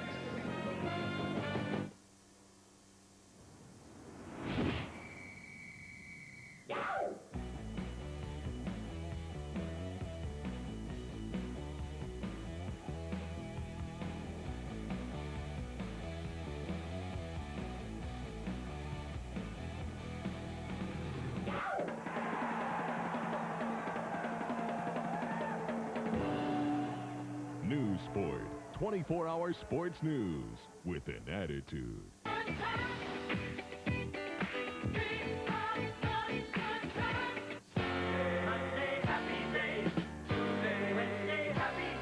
Hi, have you heard about this new album called 40 Summer Fun Hits? It's a fantastic 4-record collection that's loaded with 40 summertime favorites. Undercover angel, midnight fantasy. Oh, it's so nice to be with you. Clowns to the left of me, jokers to the right. Here I am. Well, American man, born to be wild.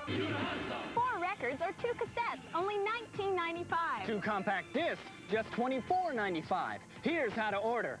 To order, call 1-800-841-0300 or send $19.95 for records or cassette tapes or $24.95 for compact discs, plus $4.35 shipping and handling to the address on your screen. That's 1-800-841-0300.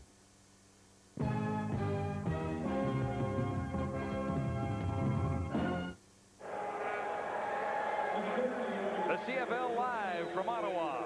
Opening night on TSN, and we've got a great one going. Terry Baker gets set to try a field goal for the Ottawa Rough Riders. Ottawa leading by 6 at 28-22. And Baker is on target. 1 for 1. Terry Baker. 31-22. Ottawa leading the Sacramento Gold Miners.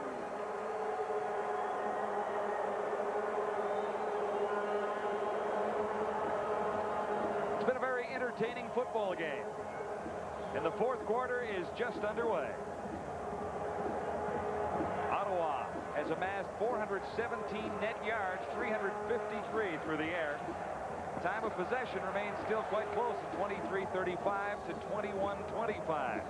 Now, the secondary story to this game has been Ottawa's turnover problem. 5 of them, and really that is the reason why Sacramento has been able to stay in this football game and only trail by 9.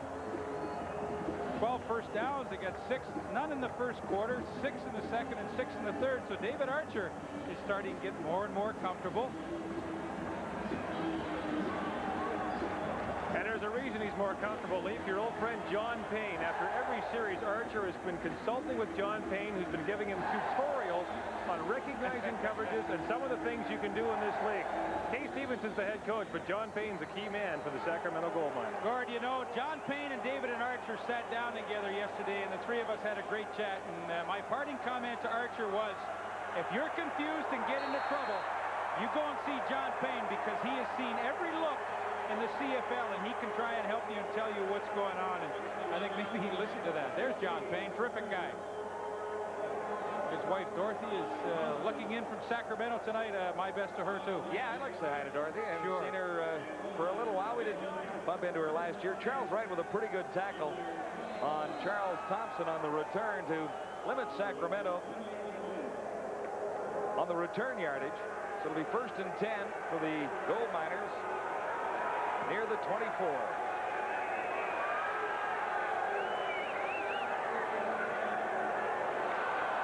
Oliphant, and he opens up a big hole for a first down. Sacramento out across the 40. Finally stopped by Michael Allen, number 33. 18 yards for Oliphant. Another terrific block by the center, Mike Kaselik, and he is having a field day on Michel Raby. Michel Raby, of course, in for the injured Kulka, but there's the block. Oliphant let it go right up through the hole. That's the play he scored the touchdown on, but watch the control the center Mike Kaselik is able to have on Michel Raby, and that initiates the whole play. 1st and 10 Gold Miners from the Sacramento 41. Archer releasing in a hurry. Batted down by Greg Stuman, number 95. The old tunnel vision for the quarterback. All he could see was the quick post by his receiver, and no idea that Greg Stuman was going to be out there. Number 1, Basinger. And Stuman was almost surprised that this ball hit him right in the hands. And you'll see Archer, no, he's just eyeballing that receiver, and at no time does he see Stuman sliding across from his outside linebacking spot. And Stuman's lucky he didn't get hurt. 2nd and 10, Sacramento. The Gold Miner 41. Shotgun, Archer over the middle. This time he has Basinger. Basinger slowed down and stopped short of a first down. Good play by Charles Gordon.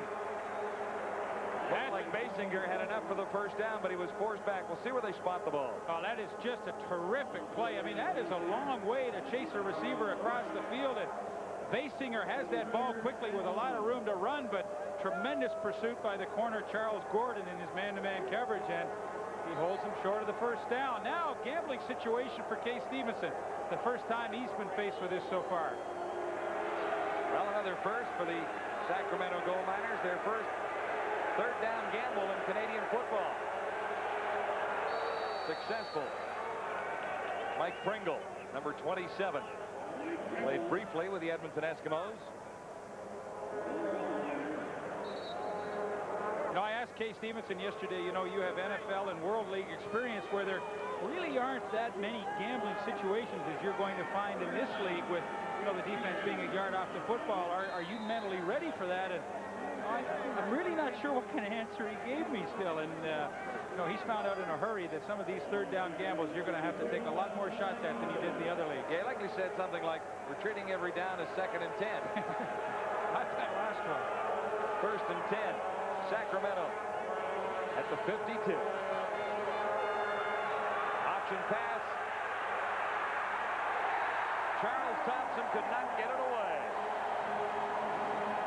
Brett Young read it, number 23 for Ottawa. The play was a little slow in developing.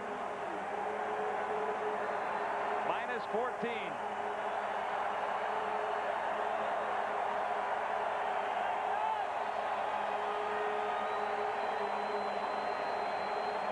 Well, as David Archer hands off to Charles Thompson, boy, if Thompson could have ever done the quarterback throwback or the throwback to the quarterback, Archer was wide open, but good pressure from the Ottawa front.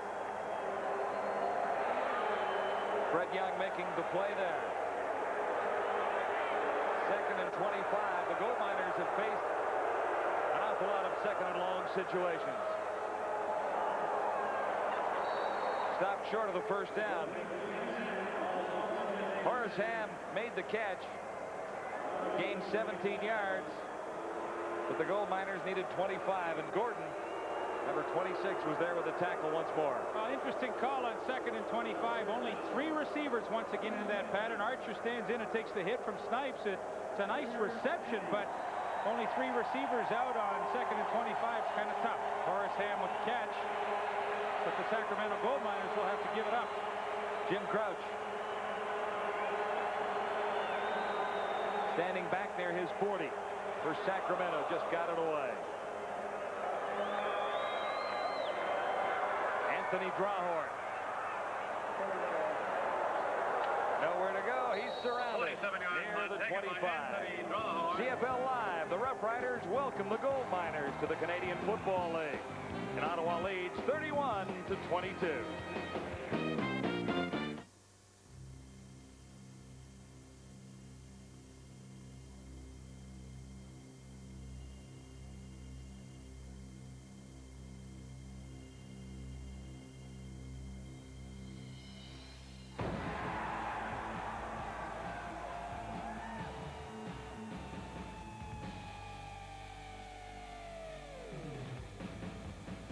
News Sport, 24-hour sports news with an attitude. As a Youth for Understanding International Exchange student, you'll live with the family, go to school, learn a language, and get ready for the world. Living with the family, it was really nice. I really enjoyed it. I felt like a part of the family because they treated me so well. I was thinking away, and then suddenly I was like, well, wait, how do you say that word? And I realized, oh my God, I'm thinking in French. Get ready for the world. Call 1-800-ARE-YOU-READY and find out more about spending the year, summer, or semester in a YFU high school program abroad. I'm going back.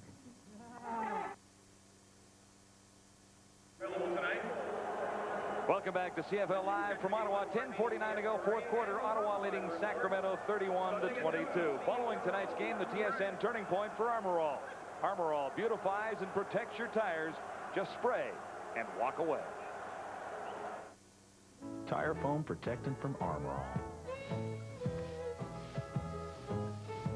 One spray, and even old tires look great. Kind of makes you wish we made car foam. Tire foam from Armor All. Ottawa leading by 9. 1st and 10 Rough Riders. Near the 25. It's been a good football game so far. Tom Burgess at the control for Ottawa.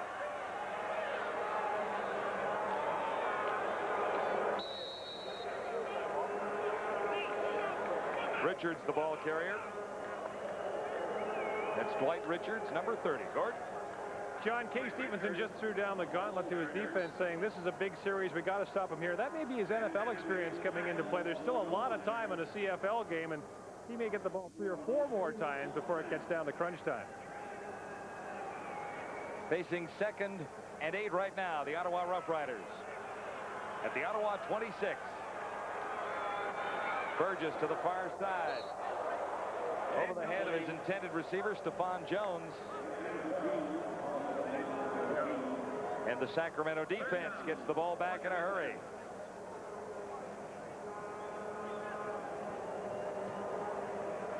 Stephon Jones has had a good night on the out patterns against Bobby Humphries, and here he little pirouette to the outside, and had the ball been on target, would have made the catch. Bobby Humphries is getting a nice indoctrination into the CFL kind of style tonight. Pretty good protection for Tom Burgess all evening. Pretty good night for Terry Baker so far. Close snap this time. He handles it easily. Not a good kick, though. But Basinger has to run over the field as one as it gets by him near the 35. And not much of a run for Freeman that time.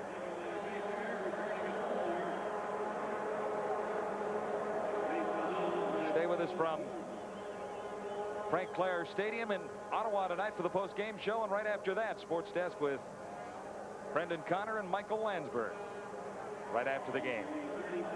Get you up to date on everything. Right now, it's 31-22, Ottawa leading Sacramento. And the Gold Miners are first down.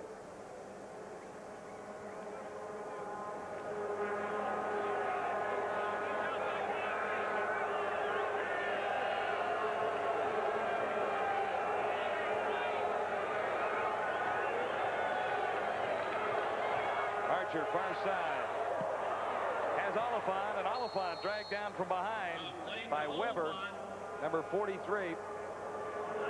A 32-yard gain.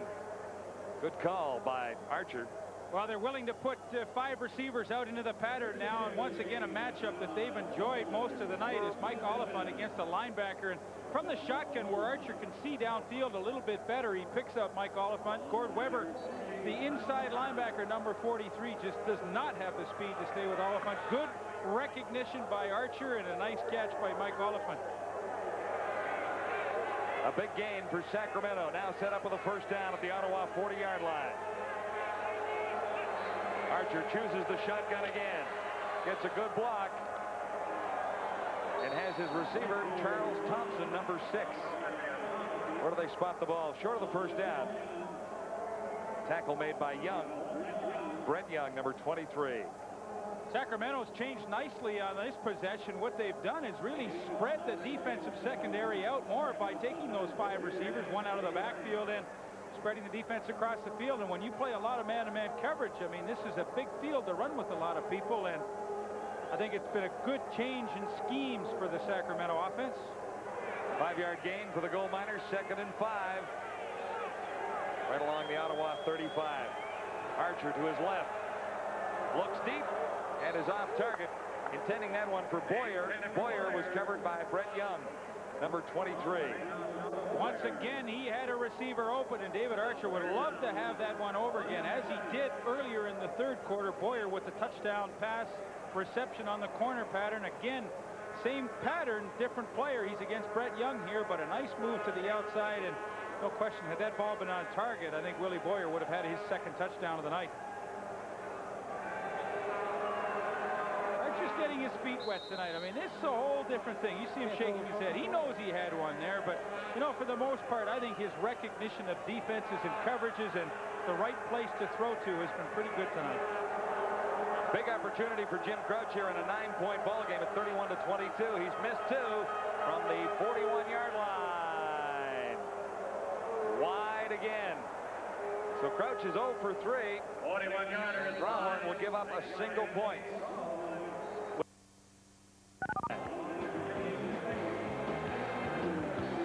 So Crouch goes 0 for 3, and there's the score as it stands.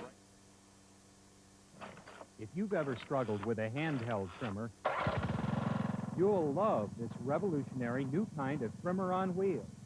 Just look how easy it rolls on those 2 big wheels and glides in any direction on this front-mounted mobile. It's perfect for trimming around rocks, along fences, buildings, sidewalks, and in all those hard-to-reach corners. The new DR is also a mower. It cuts tall grass, waist-high weeds, even wet grass and rough areas with never-before ease. There's no field blade to bend or dull. You'll just love what the DR trimmer mower can do for you and your property. A big color catalog is just $2. Call toll-free 1-800-238-3100. That's 1-800-238-3100 for your big color catalog all about the revolutionary DR trimmer on wheels.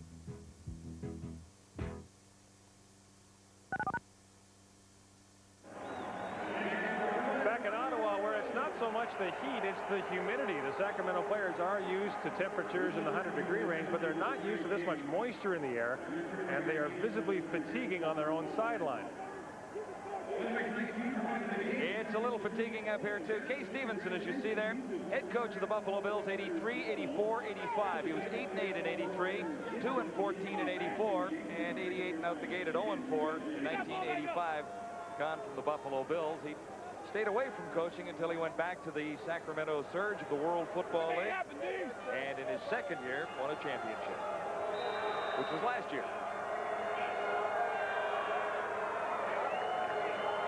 Walker flanks to the near side. That's Wayne Walker, number 84, near sidelines. And it's Burgess for Ottawa from the shotgun, lobbing this one.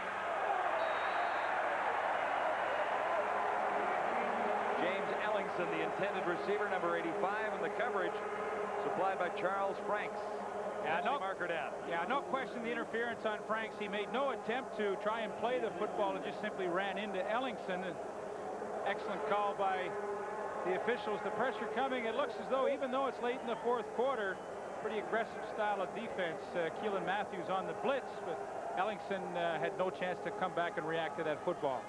Defense a net gain for Ottawa. Sorry, leave of 29 yards. Yeah, defensive back, you know, he can fight for that ball. He has a right to it too, but you can't block off the receiver from making his move into it either. From the Sacramento 46, first down, Ottawa. Burgess stands in, and the ball was tipped by White. Yeah, Rob White, 42. Kip Tahita, the defensive back, was coming on a halfback blitz. So Sacramento obviously feels the sense of urgency here with just under 7 minutes remaining, that they trail by 8, and defensively they have to change up their pattern to try and put a stop to the Ottawa offense in a hurry, and that's a pretty drastic move for them to come with the halfback blitz. Second and 10, Rough Riders at the Sacramento 46. Ottawa leading 31-23. Burgess stands in, has a man open far side. That's Wayne Walker, number 84. And he was wide open. Made the catch and stepped out of bounds. This guy's a pretty good player. Yeah, he's had a terrific opening night tonight. A couple of touchdowns and some key catches. And really, you know, you look at the touchdowns, they're great, but no bigger catch than right now. It's late in the game. You want to keep this drive going. You accomplish a couple of things. You keep the ball away from Sacramento, you kill the clock, and that was a nice reception to keep it going. It says second year in the CFL for Wayne Walker, but he really only played 2 games last year for Ottawa. Burgess has a man open.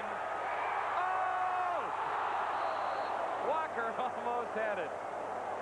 Penalty marker down inside the 20. How many chances did Walker have to bring that one in? Well, he had a few, and I think he should have made the catch, and we'll see which way they call this one.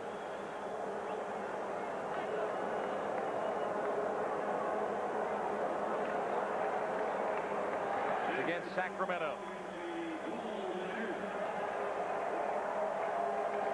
Little wobble on that ball. Once, twice, 3 times. He had his hands on it 4 times. Yeah, I think when he got in behind Bobby Humphries, actually Humphries was the player penalized. He tried to put the grab on Walker, slowed him down just enough that maybe it upset the rhythm and he couldn't come up with that catch.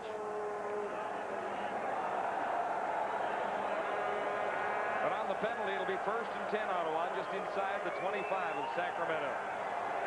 Burgess shotgun. Slight delay as he hands off Darren Joseph, number 20. Joseph ran into Curtis Moore, number 94. Big middle linebacker for Sacramento. Well, Sacramento came with the blitz, and Curtis Moore, the middle linebacker, just happened to hit right into the hole against the draw there. And Joseph had no chance, but, well, I think if Tommy Burgess sees that defensive alignment again where John Wiley, the middle safety, slides over in man coverage, you're going to see Burgess go for the home run. Loss of 3. Second and 13 Ottawa. Behind Jones. He tried to react, but Burgess was off the mark that time. Now you see him pointing to himself. He said, hey, sorry, my fault, my fault. Great pattern. Bit of a pick between Ellingson and Stephon Jones out there. Jones wide open, and Burgess knows that he had a first down had he been able to complete this one. He's upset with himself. Great sight lines, good protection from his offensive line to pick out a receiver. There you see a little bit of the pick. Ellingson trying to knock 2 guys, and he got Stephon Jones free. It's only legal when you don't get caught. Terry Baker, 1 for 1. Wide this time. Sails through for a single point. 5:01 to play, fourth quarter in Ottawa. Baker misses that one, but the Ottawa Rough Riders add 1 to their leading total.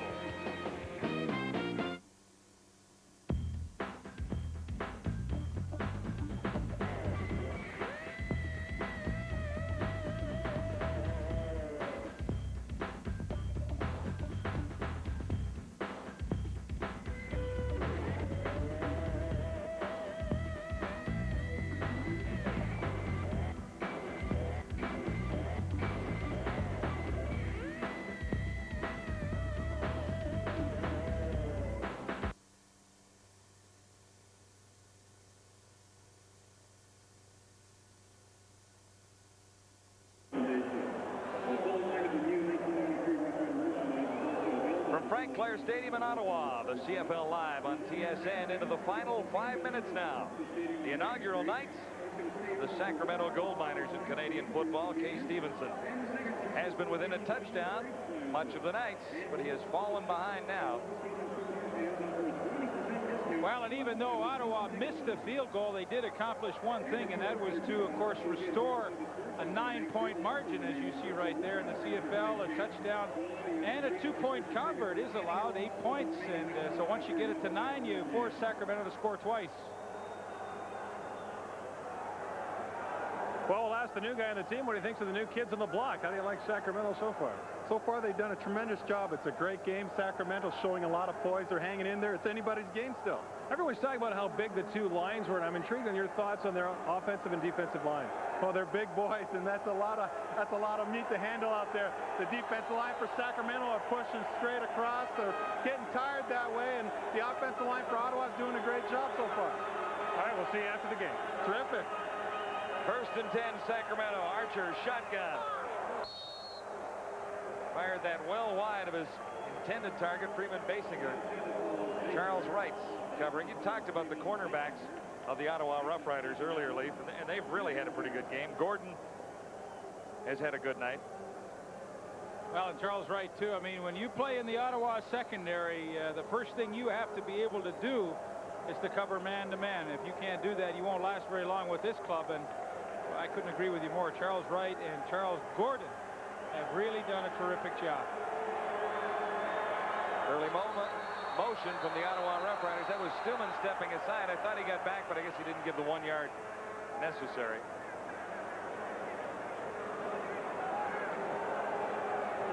.432 to go, fourth quarter.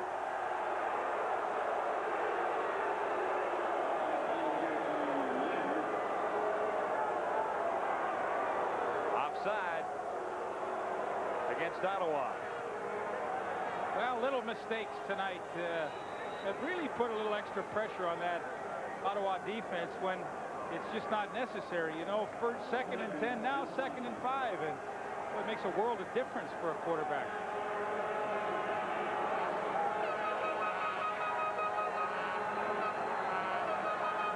Archer looks to the near side, and Kent gets Willie Boyer, number 80.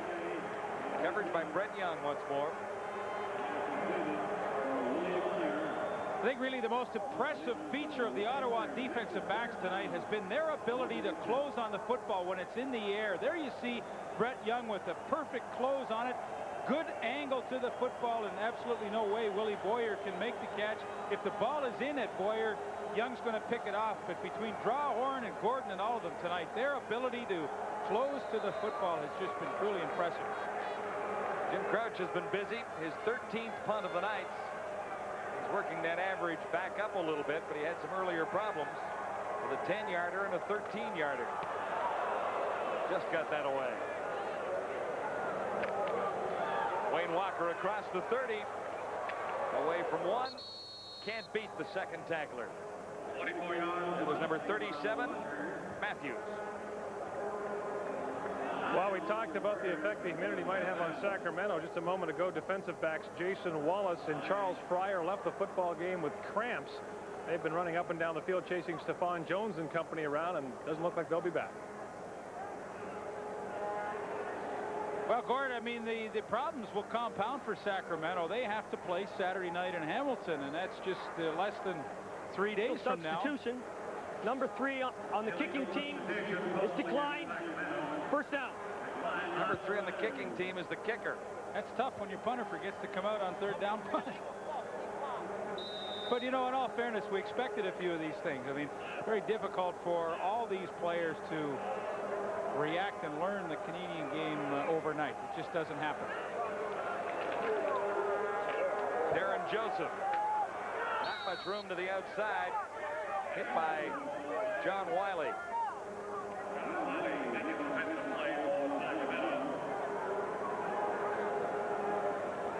.324 to go, fourth quarter. I think uppermost in Tom Burgess' mind right now is with just a little over 3 minutes remaining, don't do anything silly. You've got 2nd and 7 right now. The worst thing you want to happen after this play is that Terry Baker comes in and punts it away. You don't want to give Sacramento any kind of turnover here. And of course, you know Ron Smeltzer, the head coach, is thinking along those lines too. High percentage plays. Burgess has Ellingson. That's high percentage, isn't it? Ellingson has a big first down. Or rather, Stephon Jones, number 89. 38 yards for Stephon Jones. Well, just as I was saying, nice high percentage pass play. Stephon Jones on Marshall Roberts, the corner.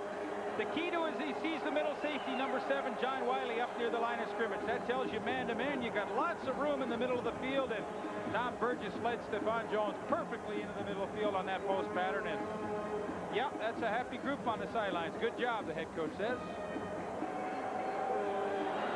On the other side, it's still a learning process for the 37 players on the Sacramento roster right now. 3 minutes to go. The CFL Live from Frank Clair Stadium in Ottawa for the Rough Riders holding command.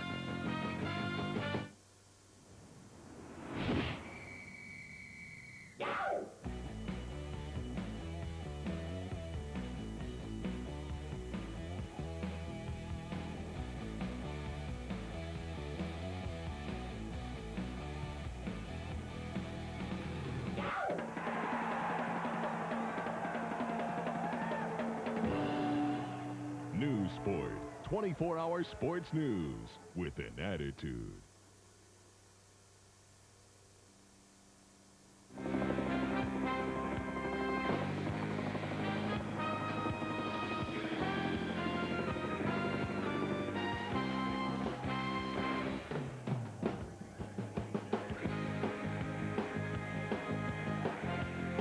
Kay Stevenson won his first 2 games in the CFL. They were in the preseason, beating the Winnipeg Blue Bombers and the BC Lions. But he pointed out yesterday that he really only faced a CFL quarterback for a quarter and about 4 plays in those preseason games, meaning a regular CFL quarterback, a starter. Darren Joseph carried for Ottawa. There's a penalty marker down. Well, I think their 2 preseason wins were a little misleading in the fact that they played a lot of guys that were going to be starters and gave them a tremendous amount of playing time because they had no choice. They had to find out who their group was going to be, and probably those 2 wins were a little deceptive.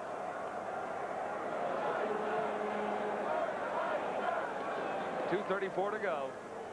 The defense. First down repeated. Well, those are tired mistakes now. You're late in the 4th quarter. It's been a tough night, and offside is simply a tired mental mistake.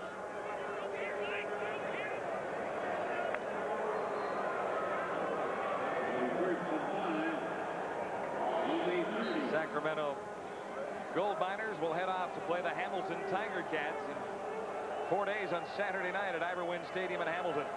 1st and 5. Ottawa now. 2:34 to go. Burgess got it away in a hurry. Has Stephon Jones.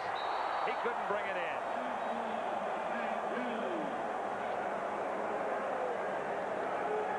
great throw by Tommy Burgess. Back to the well once more with Stephon Jones on the post pattern against number 5, Marshall Roberts.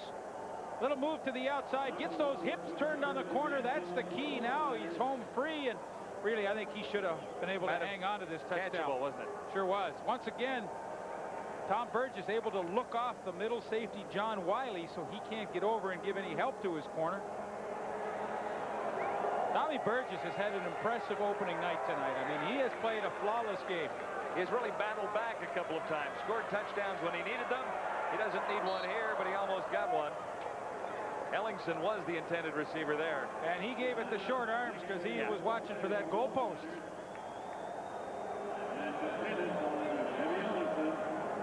Boy, you cannot throw the ball any better as a quarterback, and you have to hope that sooner or later your receivers are going to make these catches. I mean, that is right on the money. Good coverage there by number 9, Kip Tahita. He's had a couple of picks tonight. But I think Ellingson was saying, hey, I'm not going in that goalpost. We got this one in hand. 32-23 as it stands right now, favoring the Ottawa Rough Riders. Miscue on the snap. Jones thrown away. Looks to throw. Better get it deep. Who's he got? Oh, they can flag him there. They're going to call intentional grounding. Oh, Ottawa, they are determined. Yeah, they're not going to make it easy on themselves. No. I mean, it's a 9-point lead as it stands right now. They are determined not to let Sacramento go down gracefully tonight.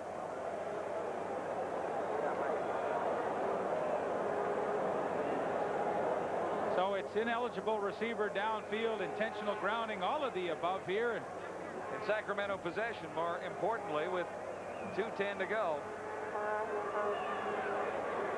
Well, as Kay Stevenson saw in the first half, I think we had 3 scores inside of 1 minute and 30 seconds. So with 2:10 remaining and Ottawa ahead by 9, Sacramento has plenty of time to pull this one out. Field position near midfield, a 9-point differential, as you mentioned.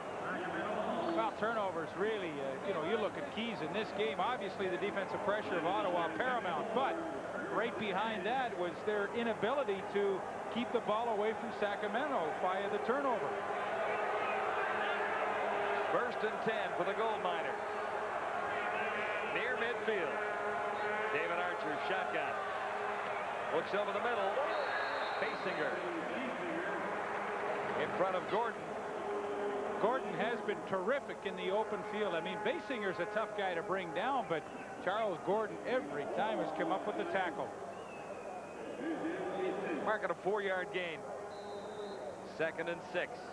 2:04 to go, 4th quarter.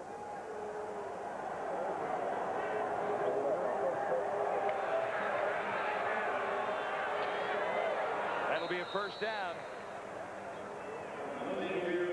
Archer connecting with Rod Harris, number 81. Well, one thing that is certainly familiar to David Archer is the 2-minute drill, the sense of urgency to get the ball down the field in a hurry here with 1:50 remaining and trailing by 9. A 14-yard gain. 1st down, Gold Miners looking for the bomb. And it's picked out. Intercepted by Charles Wright. Intended for Willie Boyer. And a penalty marker is down. Well, I think the penalty marker is going to be on Charles Wright for a little showboating after the interception, but really a ball that David Archer simply underthrew. The receiver was in pretty good position, but you'll see just not enough on this, and Boyer can't get back to it. Charles Wright in nice position with the interception, and once again, Ottawa. Yeah, there you see the kick there. No call for that. Major foul, unnecessary roughness, number 25. Interception. Yeah, you cannot fault the work of the Ottawa corners tonight. They have been tremendous. And you had it right. It was after the interception that the infraction occurred. So with 1:42, Ottawa will retain possession back at the 4-yard line. Riders' next home game against the Tiger Cats a week from Friday. Ticket information available at the Rough Rider ticket office. Rounding out week 1 in the Canadian Football League, Saskatchewan and the BC Lions. BC Place on TSN, 10:30 on Friday night. And then 2 games Saturday, Sacramento at Hamilton and Toronto at Edmonton. 10 o'clock start Friday night. We will be in BC for the BC Lions opener with the Saskatchewan Roughriders. 10 o'clock Eastern, 7 Pacific. Hey, Charles, you guys aren't out of the woods yet. You did a nice job, but with 1:42 to go, you still have a lot of time to kill on this clock. But a smart play by a veteran quarterback, Tom Burgess, changed the cadence as he came to the line of scrimmage just enough to induce the Sacramento front four to jump offside and give him a 1st and 5. 1:42 to go.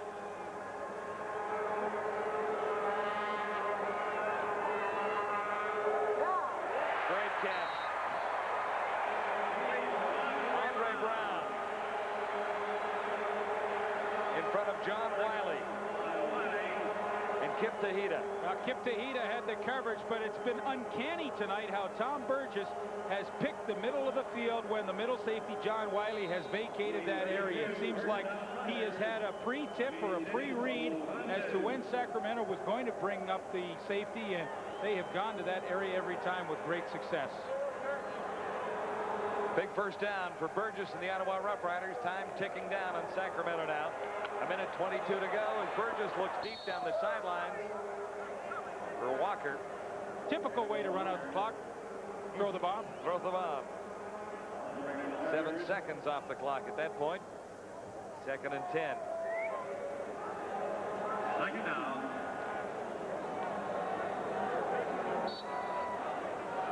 Matt Smeltzer has to be reasonably happy with the offensive display his team has put up tonight. I think despite the turnovers. Yeah, the only concern he would have are the turnovers and a few silly penalty mistakes that they have made at crucial times. Other than that, I think he should be pretty happy with this performance. And the defense has been outstanding. Perfect. Burgess short toss over the middle for Jock Climby. Stopped by the middle linebacker, Curtis Moore.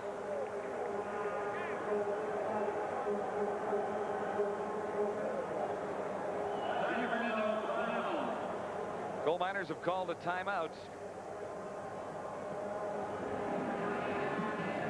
Well, I think that's a pretty good call at this point in time to stop that clock so the punter just can't get a delay of game and then kick it away. Save yourself about 20-odd seconds here. A steamy night in Ottawa for the debut of Kay Stevenson's Sacramento Gold Miners in Canadian football. Overall, a very entertaining game. Lots of points on the board. Lots of big plays. Well, I think there's a few things that Kay Stevenson will look at. Number one is kicking game. Some missed field goals certainly would have put him in a position to get a touchdown now to be back in this game. But yeah, 3 missed field goals. Yeah, I think he will look at that and reassess maybe where they're headed in that direction.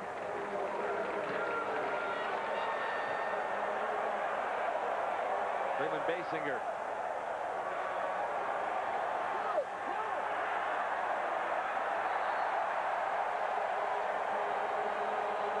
Leading the tacklers for Ottawa, Patrick Burke.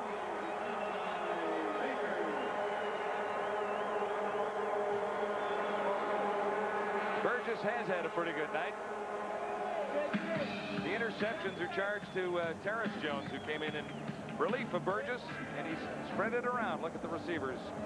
Everybody should be happy. Well, it's the ideal way to structure your offense. I mean, you keep everybody interested out there. You have everybody's attention when they're involved in it. And, you know, we talked about this earlier. Throughout Tommy Burgess' long career, he has thrown more interceptions than touchdowns, and that has been a problem from him. But tonight, no interceptions. The touchdown passes were there.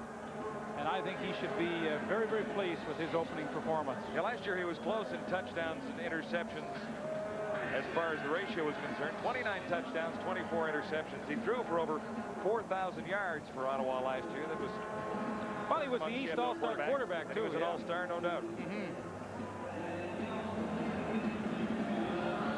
Ottawa Roughriders 9-9 last season. They had some problems winning on the road, and I guess that would have to be the biggest problem to overcome as far as the offense is concerned in 1993 is to try and find a way to win a few more ball games on the road. 2-7 on the road, and that's was good enough for third spot. Well, that's the transition that they're going to have to make. They've gone from a terrible team in '91 to a pretty respectable team in 1992 that gained some identity throughout the league with a tremendously good defense. Now, 1993, they have to take it to the next level. They have to be able to play well on the road. That was a year ago. They fell to Hamilton in a very, very good playoff game. 1 point in the semifinal. Yeah. But this is the next level this team has to progress to if they want to be a factor in the CFL this year. They have to play tougher on the road and improve that 2-7 mark. Take your good home record of 7 wins last year and maybe put about 4 wins in. There's an 11-7 season, and I think that would be a realistic season for Ron Smeltzer and his team to shoot for. Carl Coulter being helped off by his Rough Rider teammates. Steamy night in Ottawa. Into the final minute now.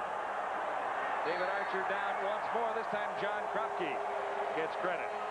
Well, John Kropke made a terrific play to not let Archer get to the outside. That's simply being disciplined, staying in your pass rush lane, and not allowing the quarterback to get outside break containment where he can pick out a receiver. Number 8. 8 sacks on the night. Well, they picked up where they left off last year. Everybody has a role to play on that defense, and John Kropke certainly isn't a player that gets a lot of sacks, but when he stays in his pass rush lane, he opens up some opportunities for his teammates. 37 seconds remaining in the Sacramento debut in Canadian football. Archer has Boyer. Boyer has a first down. It's getting late, though. Ken Walcott forced him out. Now 27 seconds to go. Sacramento down by 9. Well, you know, as a receiver, you just don't realize how much running you do in this game. With that 20-second clock in and out, especially wide receiver, you're going back and forth to the outside. I mean, there is just a tremendous amount of running for the receivers in the CFL, and I think the Sacramento receiving corps are really finding that out. They look like a tired bunch.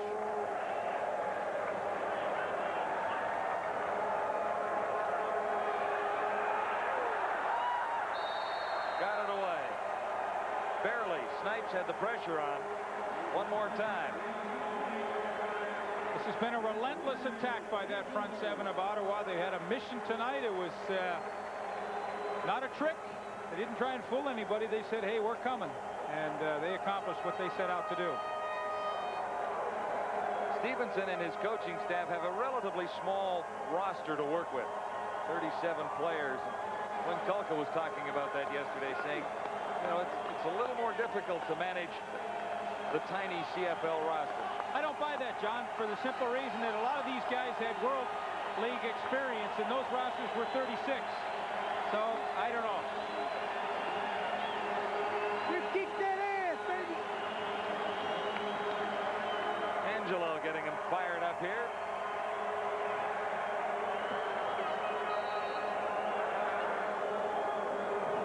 Tom Burgess has 20 seconds to run off the clock. He has a 9-point lead, and the Ottawa Rough Riders have a lock on their first meeting with Sacramento.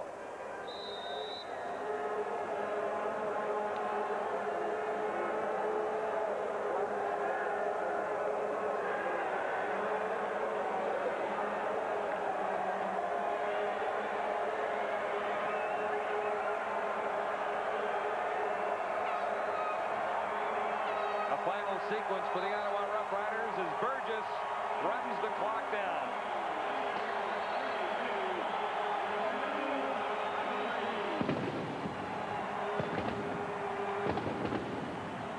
It's over in Ottawa. The fireworks are on. CFL Live. The Rough Riders welcome the Gold Miners to the Canadian Football League. And the Gold Miners head away on the wrong end of a 32-23 score. When stress takes its toll, wouldn't it be great to have your very own personal masseuse to soothe and relieve tension? When routine jobs become painful, wouldn't it be great to call on a shiatsu massage therapist to melt away sore, aching muscles? Theraflex presents the Pro Shiatsu Personal Massager, Unlike vibrating massagers that only rub the surface, Pro Shiatsu simulates the kneading action of a real masseuse, sending penetrating waves of energy to relieve pain, stress, and sore muscles. It's easy to use. Simply apply Pro Shiatsu wherever you need it, anytime, anywhere. It never gets tired. Pro Shiatsu Deep Soothing Massage actually gets right to the pressure points, providing instant relief. Pamper aching feet with a soothing and relaxing massage. It works miracles on the lower back and improves circulation on calves and thighs. Millions use massage therapy daily. The Pro Shiatsu is an excellent way to relieve pain and stress. The Pro Shiatsu massager is portable and lightweight. Imagine getting a relaxing massage at the office while you work, or take it along when you work out for deep muscle relief. Use instant reverse to send waves upwards to the neck and shoulders or downwards through the whole body. There's nothing that soothes, relaxes, and relieves aches and pains like the Pro Shiatsu massager. Now you can enjoy the luxury of a massage in the comfort and privacy of your own home at a price you can afford. A professional masseuse can charge up to $50 per hour, and catalogs have advertised similar units for as much as $200. Now you can order the Pro Shiatsu massager at the special price of 3 easy payments of $33. Remember, this unit is not sold in stores, so don't delay. Order now. For rush delivery, call 1-800-847-9800 or send $99 plus $12 shipping to Pro Shiatsu, P.O. Box 667, Department Number 246, Georgetown, Connecticut to receive yours. Order now. Call 1-800-847-9800. That's 1-800-847-9800.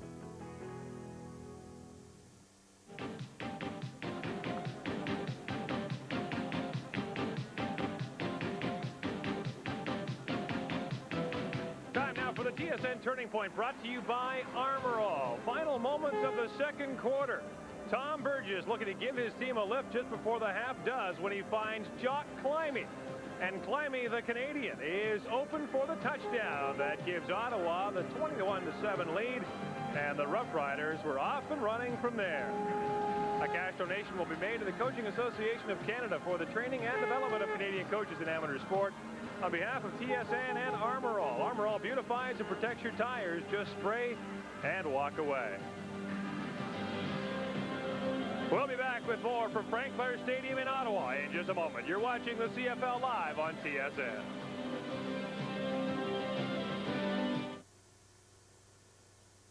Seven no-hitters, 300 wins, over 5,000 strikeouts, and one of the most feared pitchers in baseball history. Now we're honoring Nolan Ryan's farewell season in the Legends Gold Stamp Series. These official 23-karat gold stamps can be yours in a special TV offer. These stamps are handsomely displayed in a special collector's presentation wallet and come with a free first-day cover with a paper stamp canceled on the first day of issue, along with its own numbered certificate of authenticity. You get the Nolan Ryan gold stamp, the presentation wallet, and the free baseball collector's card for only $39.95.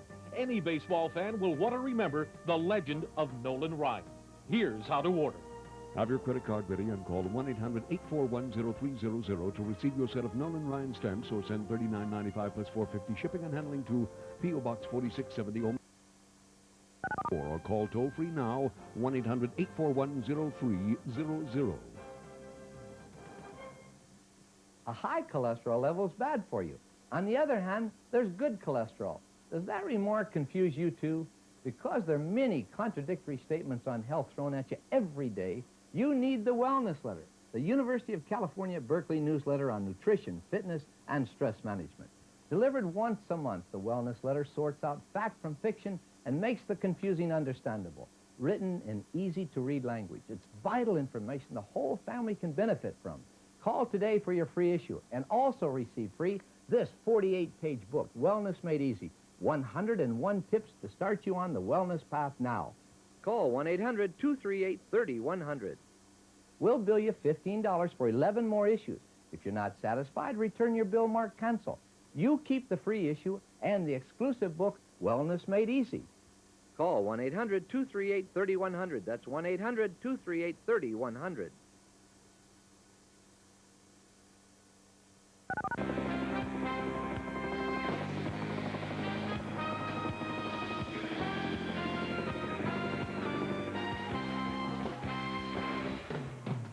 Welcome back to Frank Clair Stadium in Ottawa. And we're going back to Sacramento now to talk to Steve Smythe, who's an offensive intern with the Sacramento Gold Miners. Steve, what'd you think of the Gold Miners' first CFL game?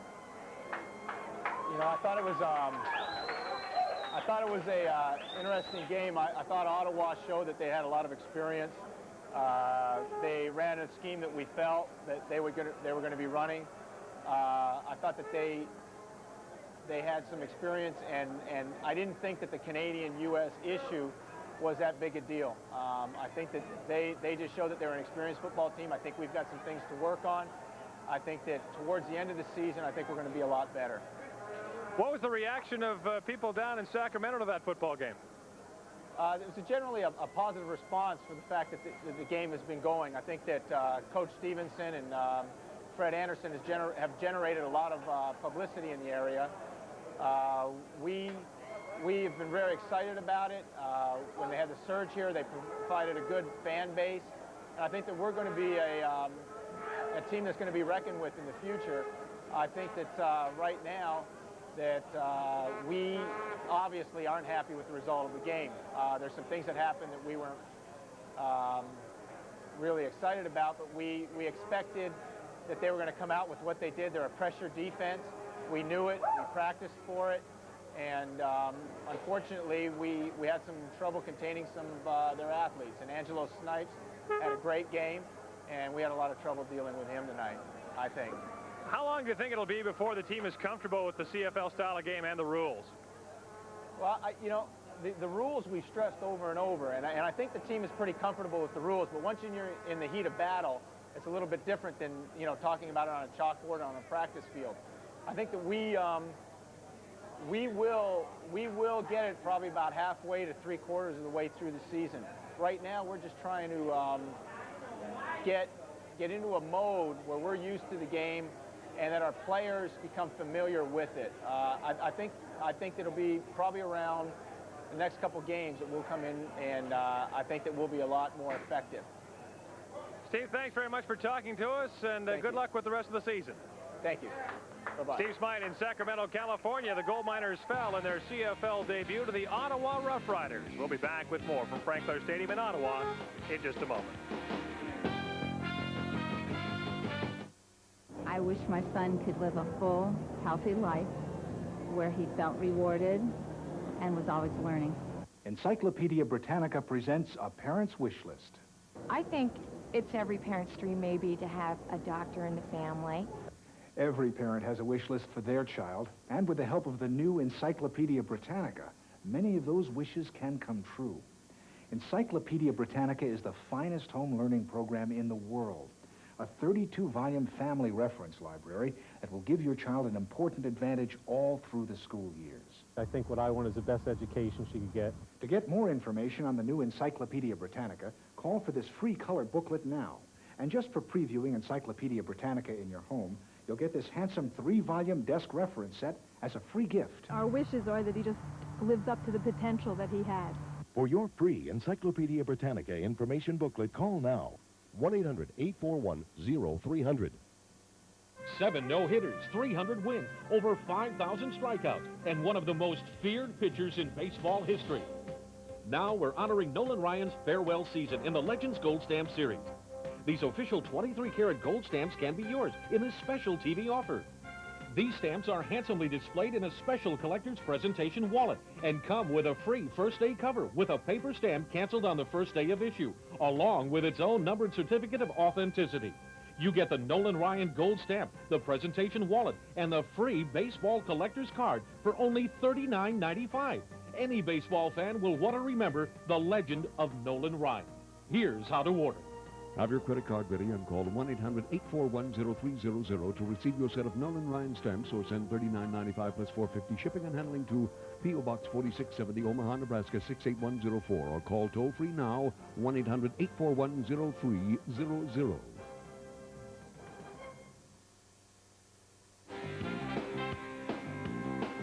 The CFL Live on TSN. Tonight's game from Ottawa has been brought to you by Pepsi. Be young, have fun, drink Pepsi. And by Mark's Work Wearhouse. Clothes that work. So the Sacramento Gold Miners are more than a name. They're now in the books with their first loss of the season, but they didn't look too bad at all. For their final thoughts, let's go back up to John and Lee. All right, Gord, the Ottawa Rough Riders by 9, not Sacramento by 89, as some had suggested. Well, I think that was unbelievably far-fetched. You know, for Sacramento, I was actually pretty impressed with how they played. I think David Archer, the quarterback, had some pretty good recognition of defenses throughout the game. They didn't hit the big play when they had opportunities to. Yeah. I suspect they will down the road. For Ottawa, pretty much what they planned. Great defense, enough offense to win, and I think they should be very happy with their season opener. 8 sacks for the Ottawa Rough Riders to win it. Tom Burgess has a terrific night as Ottawa goes on to a 9-point victory over Sacramento. In the end, experienced the difference tonight. Gord? And the Sacramento Gold Miners will get plenty more experience. They're back on the field in just a couple days' time at Everwin Stadium in Hamilton as they have to take on the Hamilton Tiger Cats. A tough way to start. Our next game is from Vancouver. It's the Rough Riders and the Lions at 10 o'clock Eastern Time. We'll see you then. And for all of us at TSN, I'm Gord Miller. So long from Frank Clair Stadium in Ottawa.